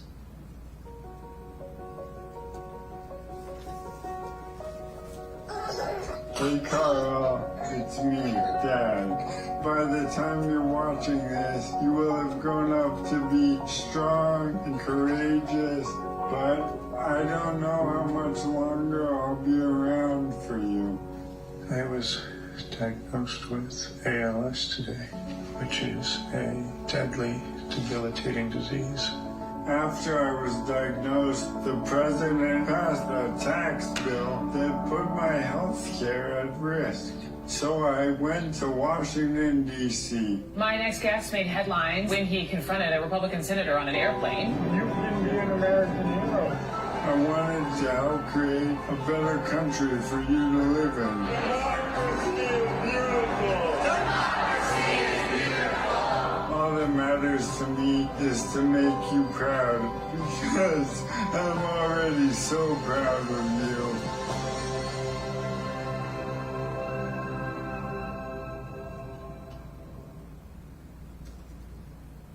Hello America. My name is Adi Barkan, and I am speaking to you through this computer voice because I have been paralyzed by a mysterious illness called ALS. Like so many of you, I have experienced the ways our healthcare system is fundamentally broken. Enormous costs, denied claims, dehumanizing treatment when we are most in need. Since my shocking diagnosis, I have traveled the country meeting countless patients like me, demanding more of our representatives and our democracy. Today, we are witnessing the tragic consequences of our failing healthcare system. In the midst of a pandemic, nearly 100 million Americans do not have sufficient health insurance. And even good insurance does not cover essential needs like long-term care. Our loved ones are dying in unsafe nursing homes, our nurses are overwhelmed and unprotected, and our essential workers are treated as dispensable. We live in the richest country in history, and yet we do not guarantee this most basic human right. Everyone living in America should get the health care they need, regardless of their employment status or ability to pay. Even during this terrible crisis, Donald Trump and Republican politicians are trying to take away millions of people's health insurance. With the existential threat of another 4 years of this president, we all have a profound obligation to act. Not only to vote, but to make sure that our friends, family, and neighbors vote as well. We must elect Joe Biden. Each of us must be a hero for our communities, for our country, and then, with a compassionate and intelligent president, we must act together and put on his desk a bill that guarantees us all the health care we deserve. Text vote to 30330 to learn how to vote safely. Because our lives... So, I'm not going to criticize him. He obviously has been through a lot. I think that video left out that him and his family have probably gone into just beyond debt. The tens of thousands of dollar bills he has that he hasn't been able to pay. This had to be approved to be aired during the convention, so he's not going to go after Joe Biden, but in previous videos he has, I think, in a appropriate way, tried to explain to Biden why he is wrong about health care, why it should not be a for-profit system. But obviously, if he's doing it at the Democratic convention, he's going to focus more on the Republicans trying to take health care away. But what really, to me, says it all, he just said at the end, so we could put a bill on President Biden's desk that will guarantee health care, when Biden has already said if Medicare for All came to his desk, meaning it passed through a Democratic House and Senate, he wouldn't sign it. He'd veto it. So to me, it's just, again, like, if Addie was willing to participate and, do a video telling people to vote for Biden, I'm not going to criticize him, but it's just, it's very empty, the tweet and the platitudes Biden is giving, because it's Biden's commitment, strong loyalty and commitment to the for-profit healthcare system. That is why someone like Adi, in the final years of his life, where he should be spending time with his family, his kids, and the remaining time he has left, his wife has done videos, how much of her time has been spent on the phone, fighting with insurance companies. It's the last thing you should be doing when you have this type of terrible disease. And like Biden tweeted out, thank you, Addie, for your courage and for all that you do to ensure a more just, more equal America. But that's the thing. Because of the for-profit healthcare system that Joe Biden is refusing to eliminate, we don't have a more just, more equal America. How can you call it equal if not everybody has the same access, that favorite word? No, it's not equal. Some people are going to die and some people are going to live. Some people are going to be able to be entrepreneurs because they have their health care and they have their benefits, and some people are not because they have to stay in their dead-end jobs just for the health care for them and their kids. So it's not equal, and this is what we're talking about with this Super Bowl of platitudes. Again, no criticism of Addy, respect everything he's been through and him speaking and him coming to the calculation that he needs to speak and urge people to vote. But I think people are a little delusional. I think Bernie's a little delusional, frankly. Even if they want to get rid of Trump, I think you're a little delusional that you're going to have a real seat at the table with President Biden, and you'll have leverage if you just do what needs to be done now. Guy's 78 years old. It's not even going to be him making all the decisions. It's been rumored that he's going to have Jamie Dimon in his cabinet. He has currently Lawrence Summers advising his campaign, who was Bill Clinton's Obama's Treasury Secretary, and was instrumental in pushing NAFTA, pushing the repeal of Glass-Steagall. He's got John Podesta informally advising. Like, the people, he's going to say whatever he has to say to get elected and make political, it's like that show Survivor. You make whatever alliances you have to now, and then when it's time, you throw them off the island. That's how this works. And at the end of the day, Biden believes healthcare there should be a profit involved. You should be able to make money. And if that is your mindset, it doesn't matter what Adi or Bernie, because Biden's not looking for the best, most effective, efficient system. He's looking for what his donors will allow. Plain and simple. Thank you, Seth Peterson, $50. Status Quo should have hundreds of millions of views. I agree. You guys are always out in the field getting real people's stories. We deeply appreciate it. Your perseverance through the YouTube fuckery and journalistic integrity will pay off, I believe. Seth? You're incredible, Seth. I really hope you're right, because it definitely, you know, I'm not going to lie to you. Sometimes it's tough when you're live to however many people, and then you see other channels coming from a studio talking about nothing with thousands and thousands of viewers. Granted, they have much more subscribers, but you wish YouTube would show our channel as much as other channels get shown. Because I happen to think that I think there's a lot of people if progressive media has X amount of people that are in its audience, I would say 60% of those people do not know we exist. Oh, yeah. So Absolutely not. We have more super chats to read. $5 in the super chat from Kira Thomas. Thank you so much, Kira. Term limits need to be put in place. It's time to revolt. Senate has gone on vacation again during a pandemic. When is enough enough? Yep, I agree, Kira. It's horrifying. Andrew Philpott, £5 in the super chat. Just reactivated my membership. Managed to get a new job after 5 months on furlough. Keep up the amazing work, guys. Well, congrats to you on getting a new job. I hope you enjoy it. I hope it's fulfilling. And thank you so much for reactivating. We're so glad to have you as a member. And can you imagine if we grow members now, and then in a couple weeks, couple months, a lot of the members that canceled because they lost jobs, God willing for them, that they get their jobs back.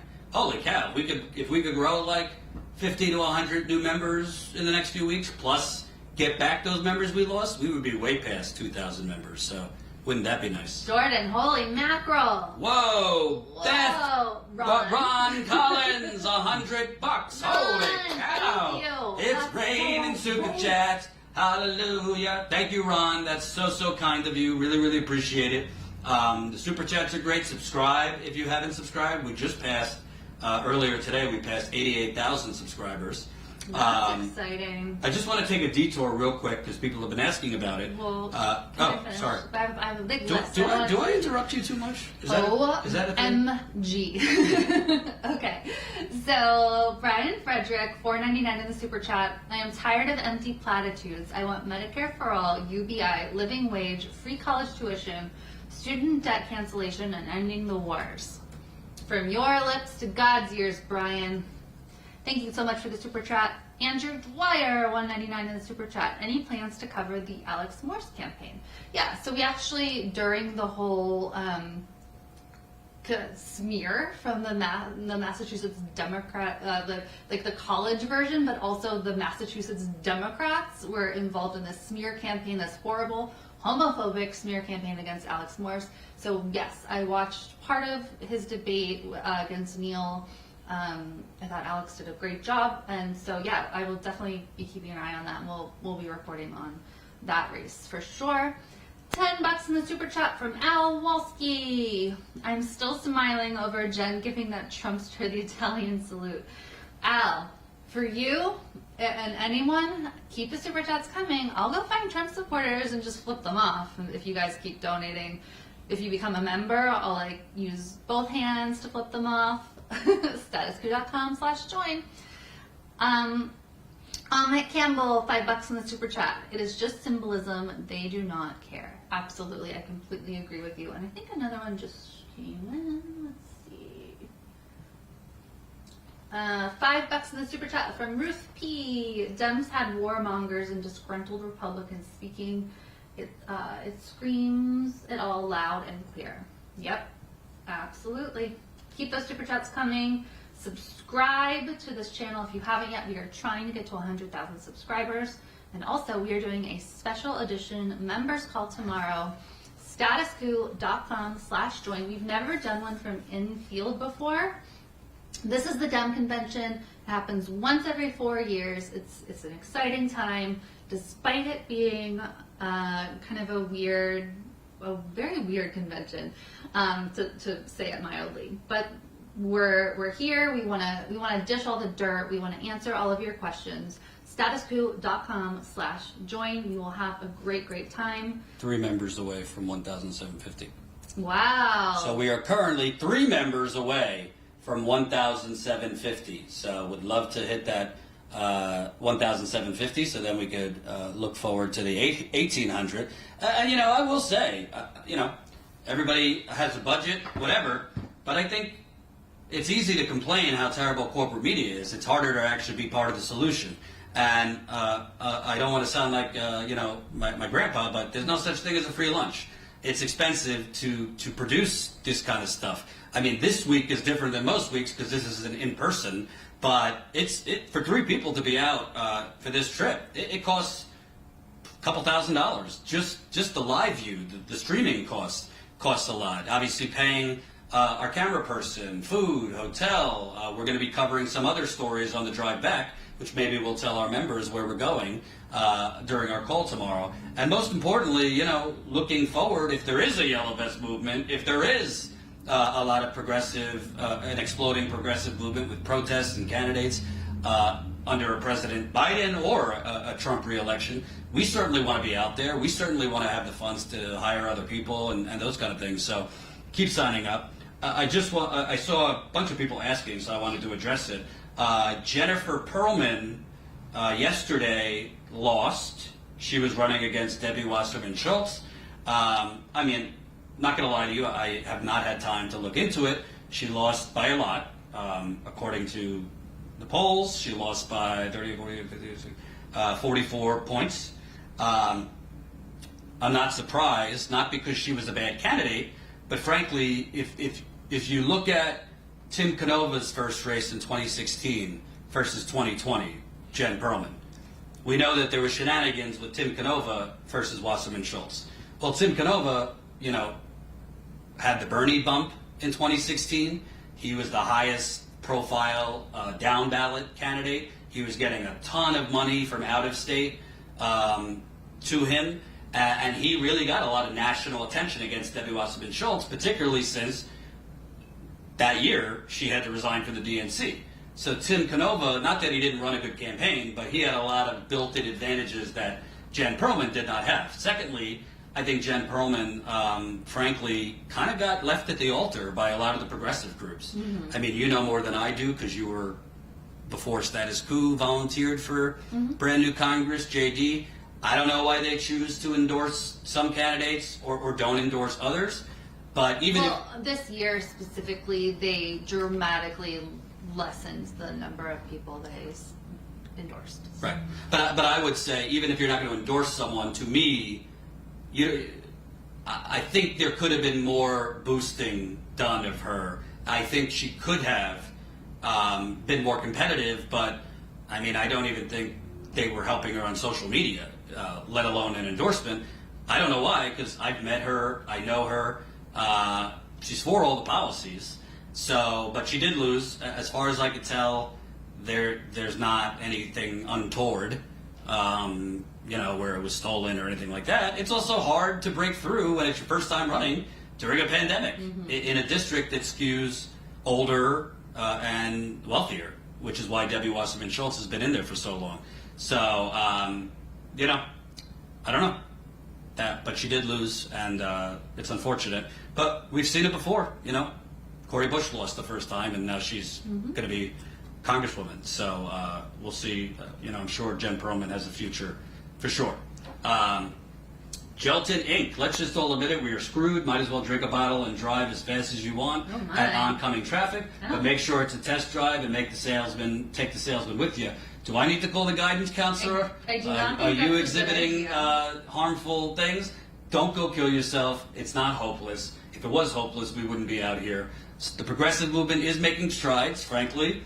I think Bernie chose not to throw punches when he needed to. So we are where we are. Okay, so Lawrence just brought up Laura Loomer. I just want to very briefly touch on this because it's very scary.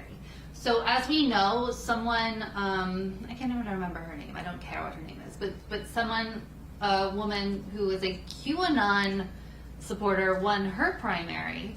So now we have the QAnon supporter, and we also have Laura Loomer, who is a self-described Islamophobic who has been kicked off of all social media platforms. Like, she's even banned from like Uber. She's bad. She's banned from PayPal. She's banned from basically everything because she's a horrible, horrible person. She just won her primary in Florida. It's unlikely that she'll actually make it to Congress because it's a blue area. But the fact that, you know, Trump being in president is allowing the radicalization of these people, of these white supremacists, of these horrible Islamophobes and conspiracy theorists, which I love a great conspiracy theory, but QAnon is just absolutely insane, and it's catching on with normal, in quotes, Republicans, catching on with a lot of Republican boomers. So I just find it like a scary result of where we are as a country. Is that the same person who chained herself to the YouTube building? Twitter, yeah. Laura chained herself to the Twitter building in New York.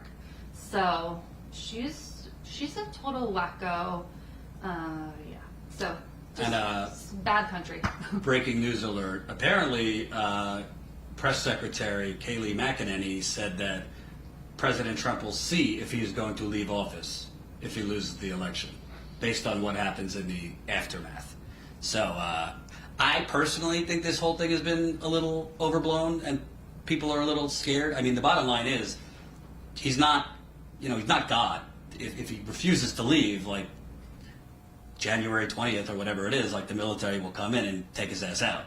So, but the violence that he could stir if he refuses to leave is the scary. Like, he will be forced out if necessary, but the violence that he would, it's kind of like that Alex Jones scenario where, you know, go home and get your muskets or whatever the hell Jones says. So just the fact that they're talking this way is scary. Yeah. And we know, by the way, let's say if it ends up the other way, where if, you know, Trump wins by 1 percentage point and Biden's team wants a recount or legal challenges, which, you know, frankly would be their right, Trump will say it's a deep state conspiracy and, you know, they're trying to a coup, I won fair and square. So if Trump loses by a little, he's going to demand that he stay or it's redone or tossed out. But if it's the other way, he's going to say, yep, the results are the results, and you'll take me out, you know, with my supporters dead, cold hands.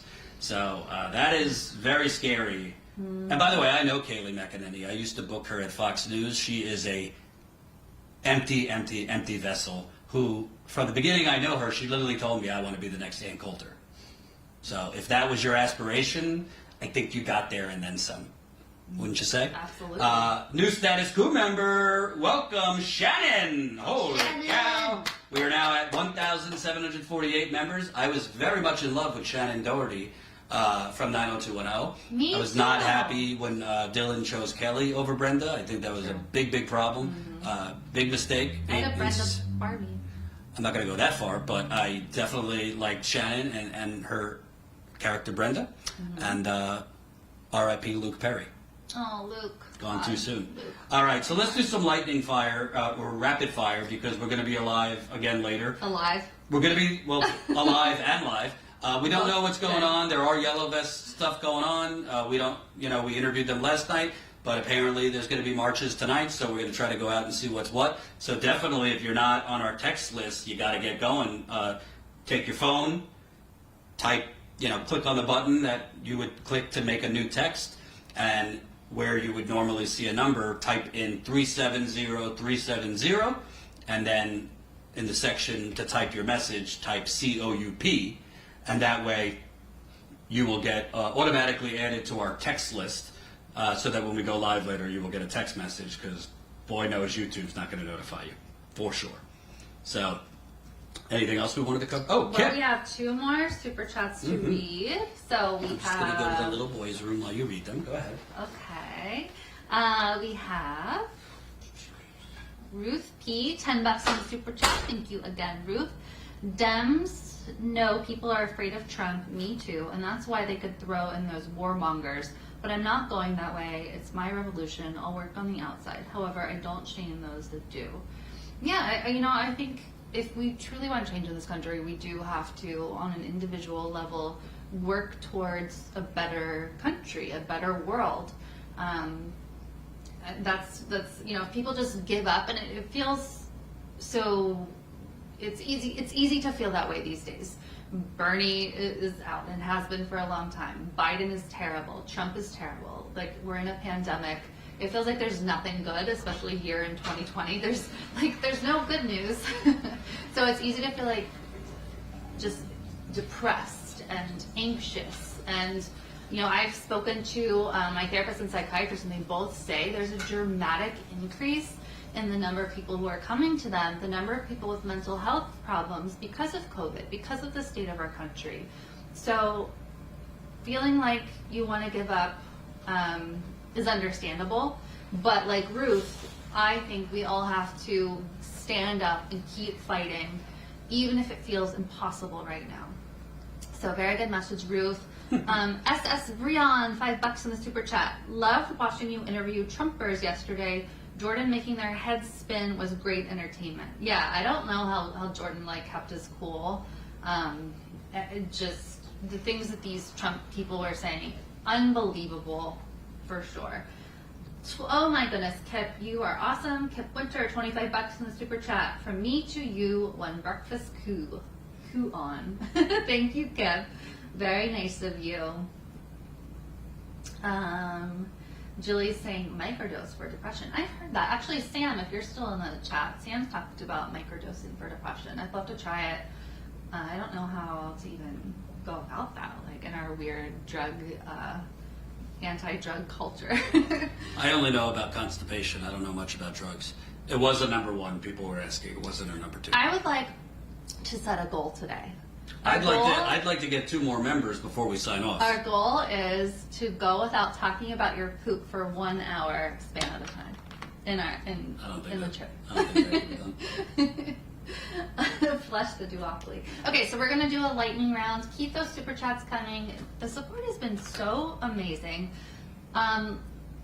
We definitely want to get more members though. Can I bring this up?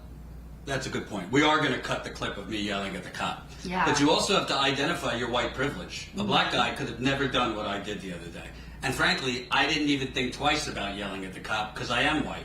It's a subconscious thing. It's not like I'm actively thinking oh, let me yell at him, I'm white. But then you realize after holy shit, I just got away with it. I mean, I was right. I don't know if you saw, but the cop was demanding I stand on top of these maskless Trump people, which is not smart. It's not safe during a pandemic. You're supposed to be 6 feet apart. But because, we all have our white privilege, I screamed at the cop and nothing happened. Whereas if it was a black person, whether the cop, because he's racist, felt threatened or just his racism kicked in, that could have went very badly. So I think we need, I should say, because somebody mentioned it, that I'm not invincible, obviously. I probably shouldn't have gotten that crazy, but it's crazy to me that a police officer could be telling you essentially to stand on top of someone when you're supposed to be very far apart. Yeah. So. Trev Third wants to know what the consistency of your poop was. I didn't poop. It was a pee. I thought they said earlier today. Earlier today, a couple pebbles, unfortunately. Rabbit. And this is why my energy is flat, because I don't want to do a whole class here, but obviously your gut is the real epicenter of your health. So if you have stuff backed up in your gut, it screws you up.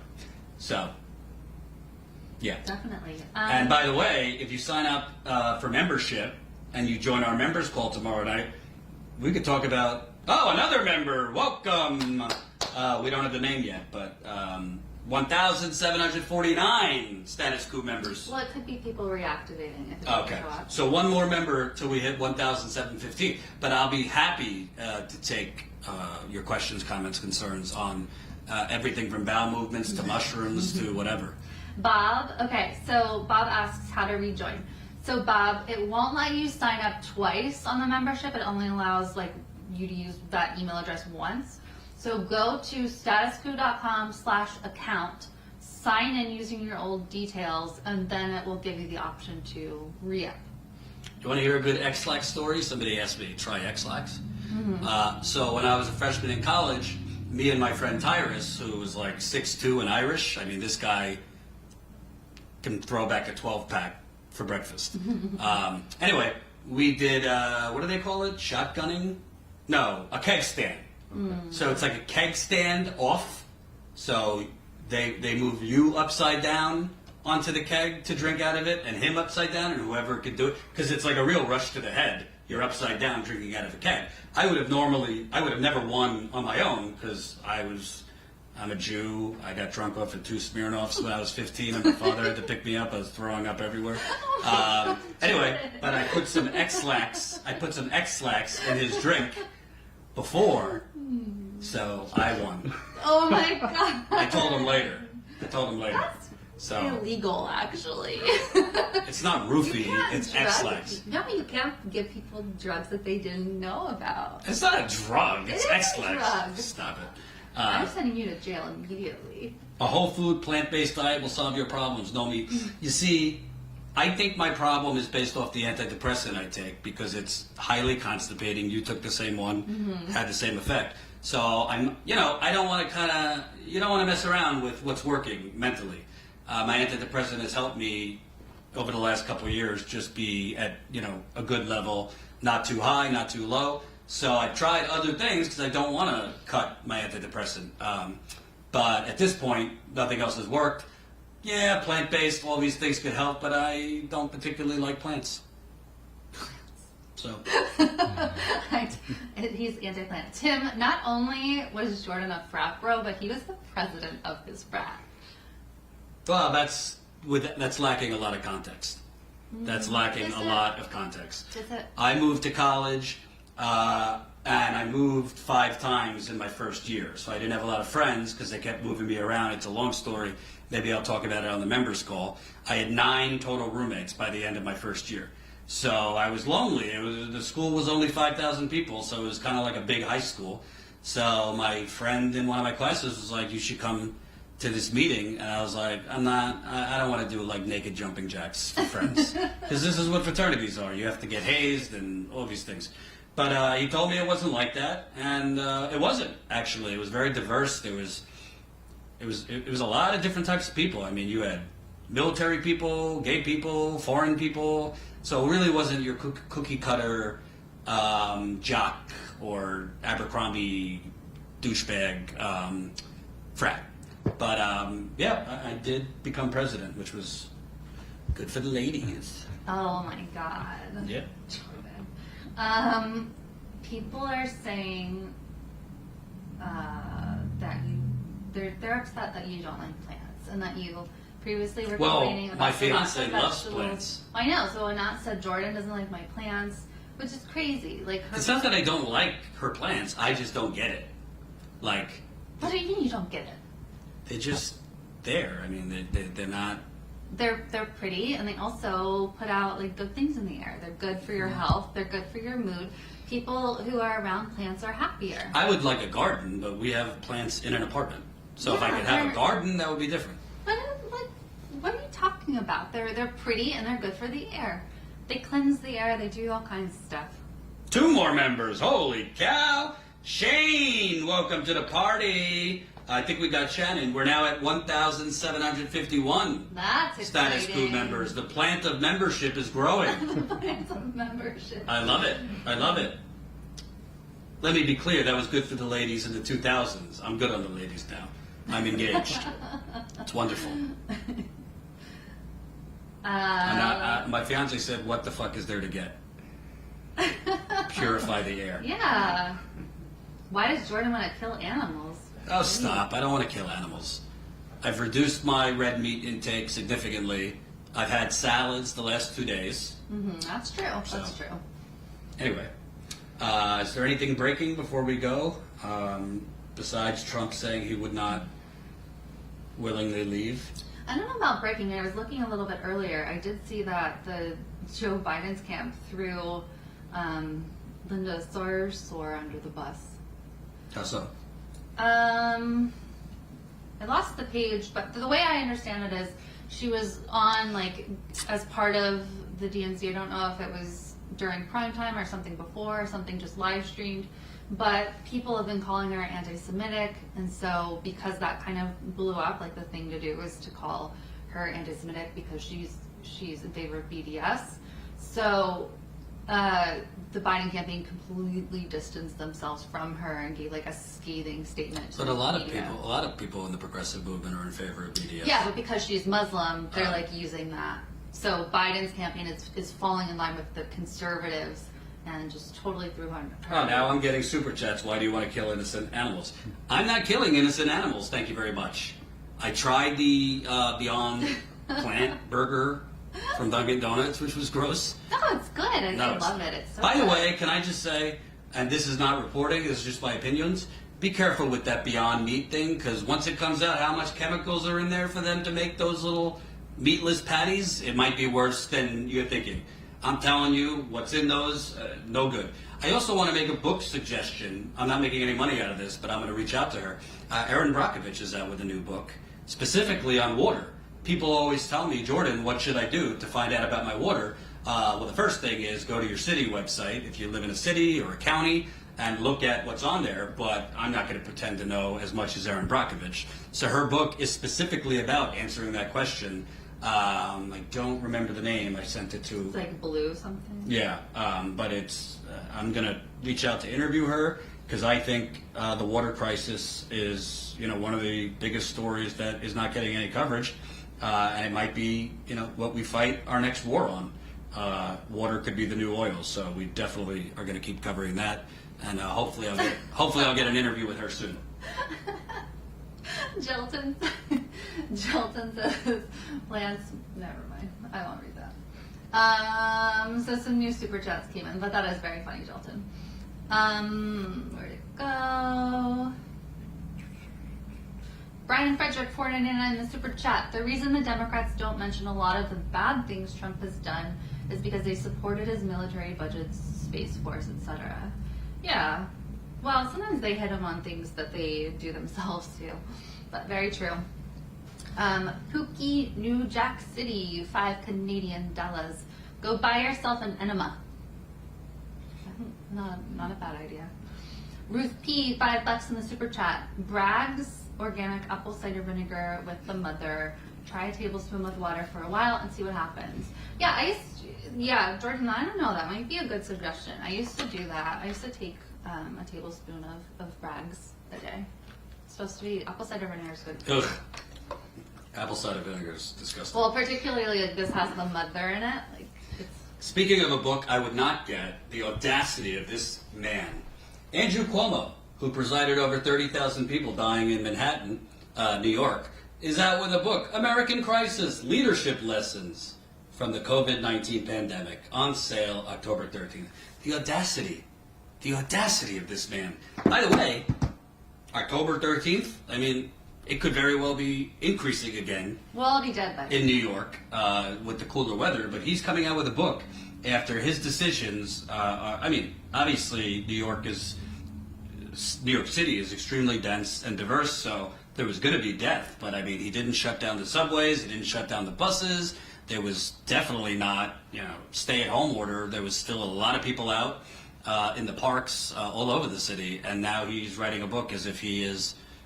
It's basically like what has been done with these George W. Bush officials that have been rehabilitated by MSNBC. In a normal society, they would be hiding in their closet, never to come out again, because they're responsible for the death of thousands of Americans, hundreds of thousands of Iraqis. But now they have primetime shows on MSNBC. They run the Lincoln Project, and they're beloved. So this is kind of on both sides. People that, if you were to do bad in your normal job, and it went public, you wouldn't then get promoted. But in politics, particularly the duopoly and the corporate politics, if you do bad, particularly you make decisions that kill people, books, speaking gigs, CNN, look at ABC. They got Chris Christie on, who destroyed New Jersey, and Rahm Emanuel, who had cover-ups of Laquan McDonald's murder, 16 shots in a cover-up, gentrified Chicago beyond belief. I mean, people couldn't wait to get rid of Rahm Emanuel in Chicago. And he's like ABC News' top political person, so failing upward, they call it, right? This country just, these people fail upward. There's so much propaganda to cover up everything they've done wrong in the past, everything they're doing wrong now, everything they will do wrong in the future. Correct. In Cuomo, they did this ridiculous poll about 2024, who should be president. And Cuomo was at the top, of course, which is just wild. If Andrew Cuomo became president, I'm moving to Canada. Mm-hmm. Kimberly S. asks, what do you think about the lineup for the People's Party convention August 30th? I think the lineup is good. Yeah. I mean, Lineup is honestly, great. listen, folks, I'm not going to bullshit you. I have nothing against Nick Brana. I have nothing against what they're doing, but I want to hear specifics. I covered their last conference. I think it's easy to get captured by your frustration and disappointment with the Democratic Party and just sign on like, yeah, I'm joining the People's Party. But what does that mean? Because, for example, I'm reading a book now on Henry Wallace, who was kind of the Bernie before Bernie. He was FDR's vice president in the mid-1940s, and then the Democratic Party bosses pushed him out. It was actually rigged. The convention was actually rigged. Henry Wallace had enough delegates on the floor of the convention to get renominated as FDR's vice president, but the party bosses just basically shut that down and pushed through Harry Truman. I mean, it's a book by John Nichols from The Nation. And that really made a big deal because FDR died like 6 months later, and Harry Truman became president instead of Henry Wallace. So Henry Wallace went to run in 1948 under the Progressive Party. He went third party.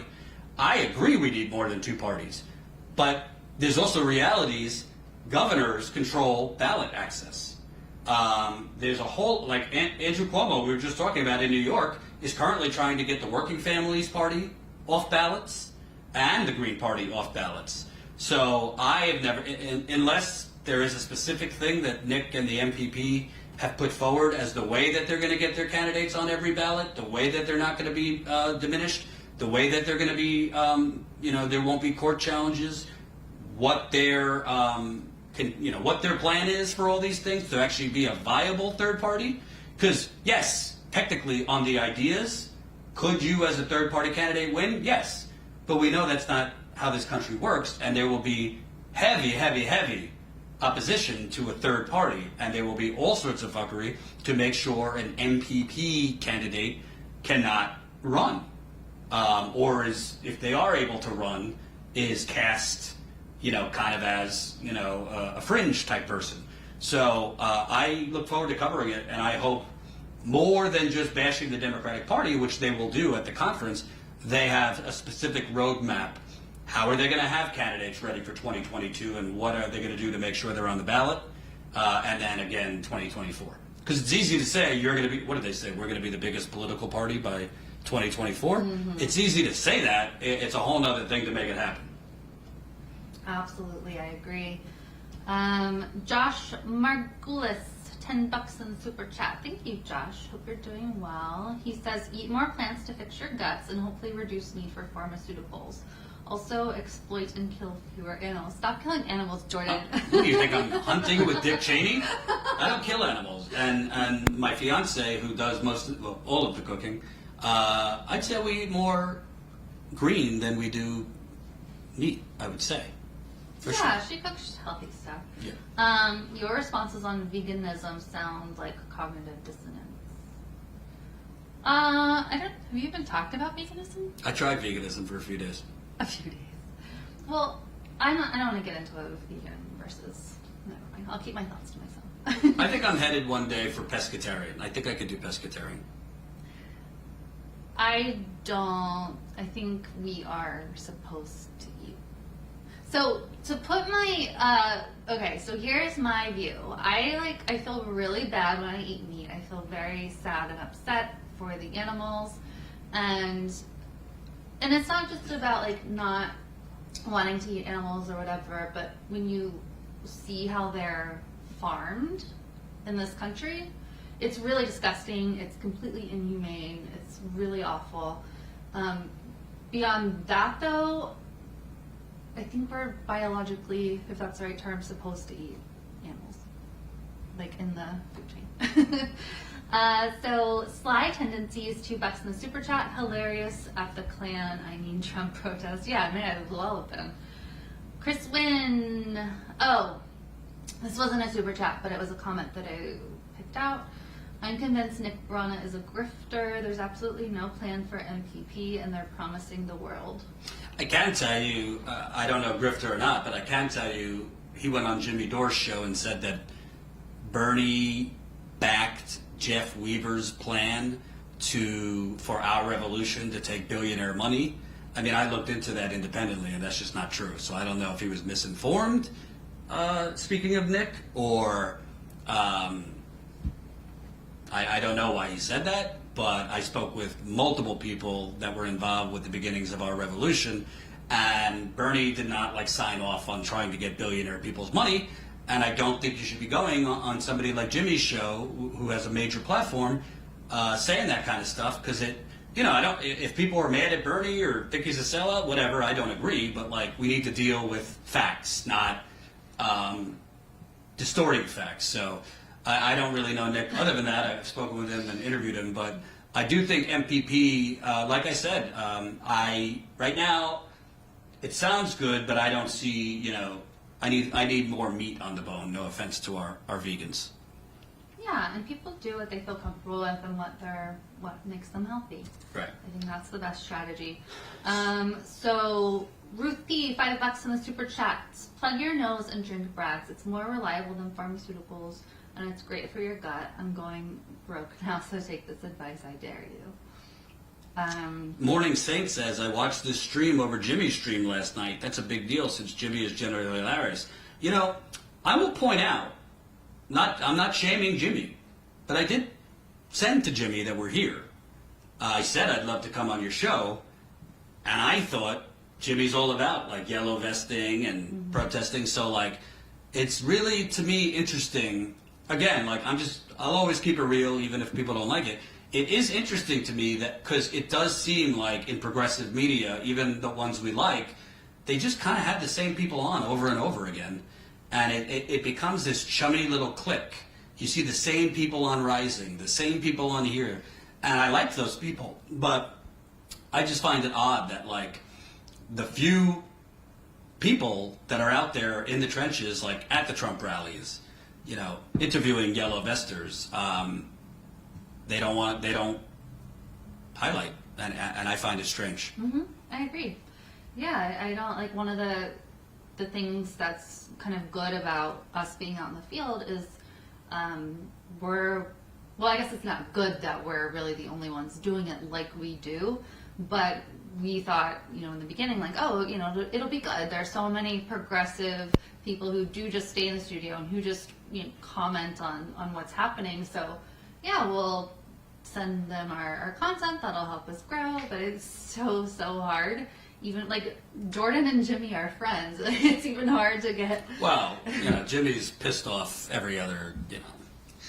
Jimmy, I love Jimmy, but he tends to, if you don't agree with him on something, he gets into that you're a sellout mindset. And it's his show. He doesn't have to have me on. But I just thought, I reach out to him when I'm on the road, because when I was at the Young Turks, he was kind enough to have me on so many times on his show.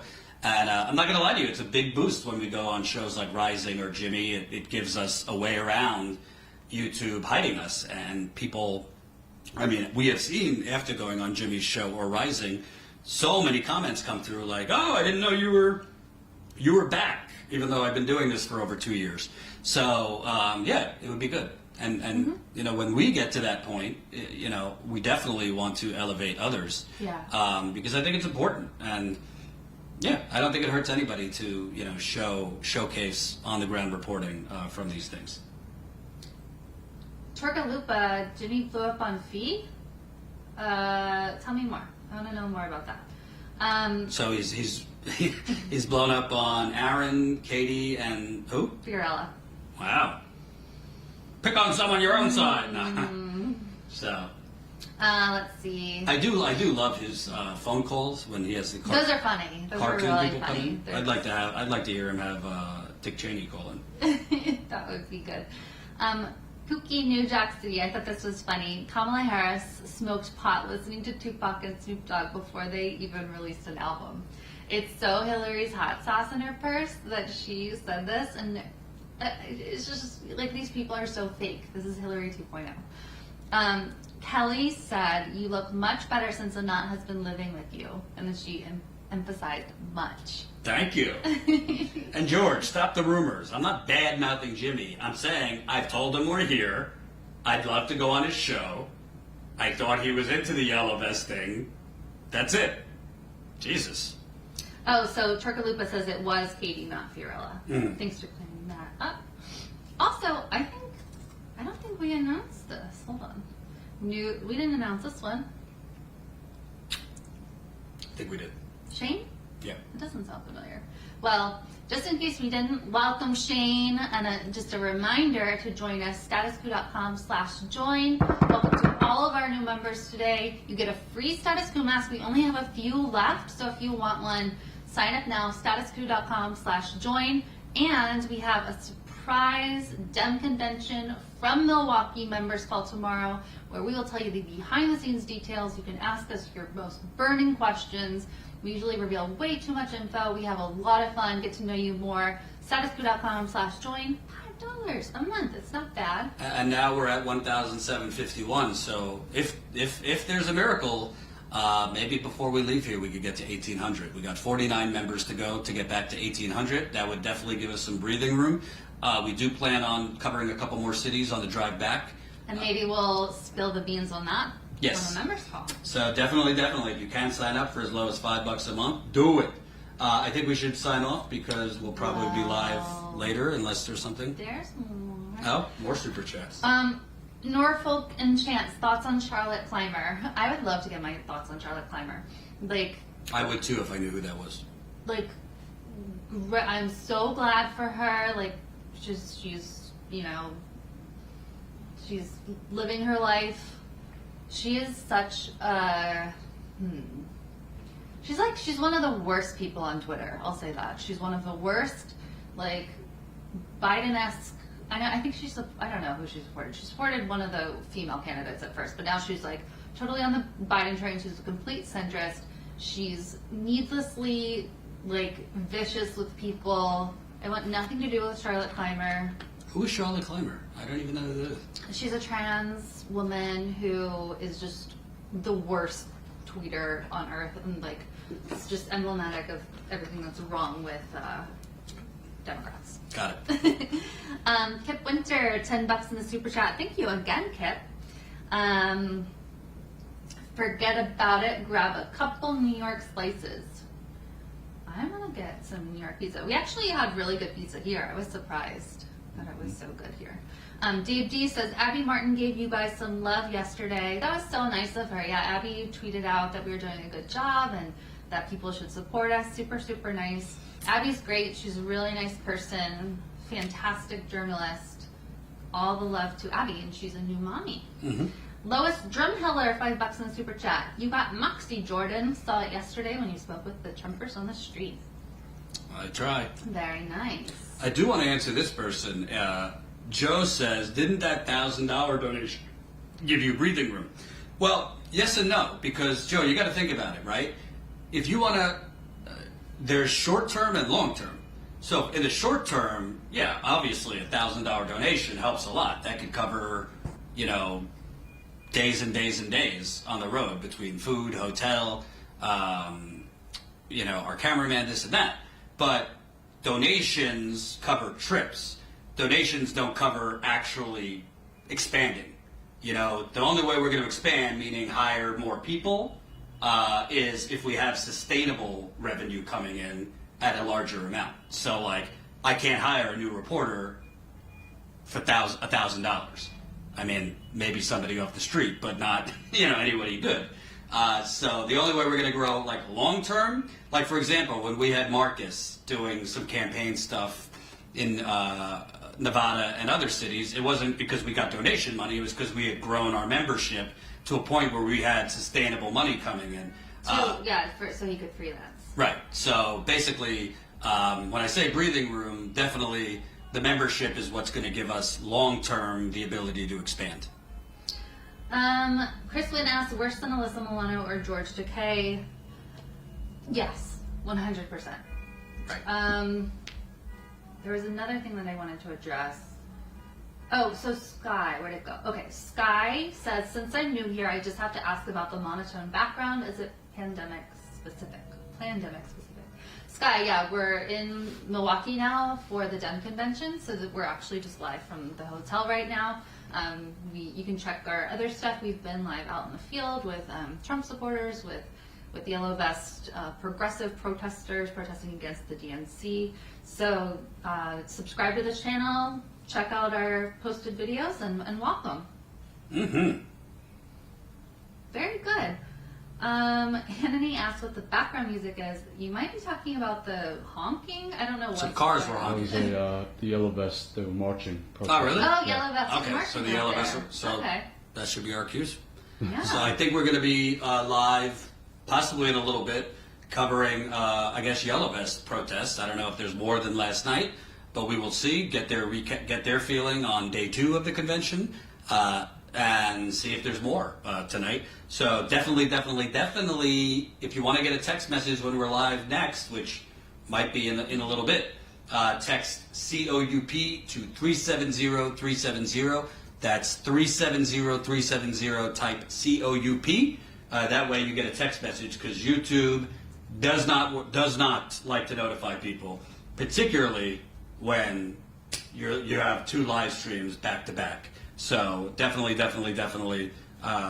join our text list, sign up as a member, and I believe we're going to be live in a little bit covering the Yellow Vest. So anything else?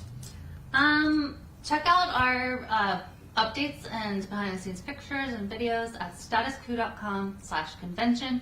Also at that page, you can help support the cost of this in-field trip. We've also added on a couple of spots that will reveal to members, so we definitely need your support. statuscoup.com/convention. Also, there are just a few masks left. I think as few as 5. So if you want one of those special edition masks, can you model that for us, Jordan? Definitely sign up now. statuscoup.com/join. Annual members get a mask and a Status Coup t-shirt. If you sign up for as low as $5 a month, you'll definitely get a mask though. So statuscoup.com/join. Plus, we get the members call. You get it on the members call tomorrow, which you can ask us questions and get all the behind the scenes info. We have a good time, talk to each other. Again, statuscoup.com/join. Super fun. All right. We will be live in a little bit, so hope to see you back soon. Peace.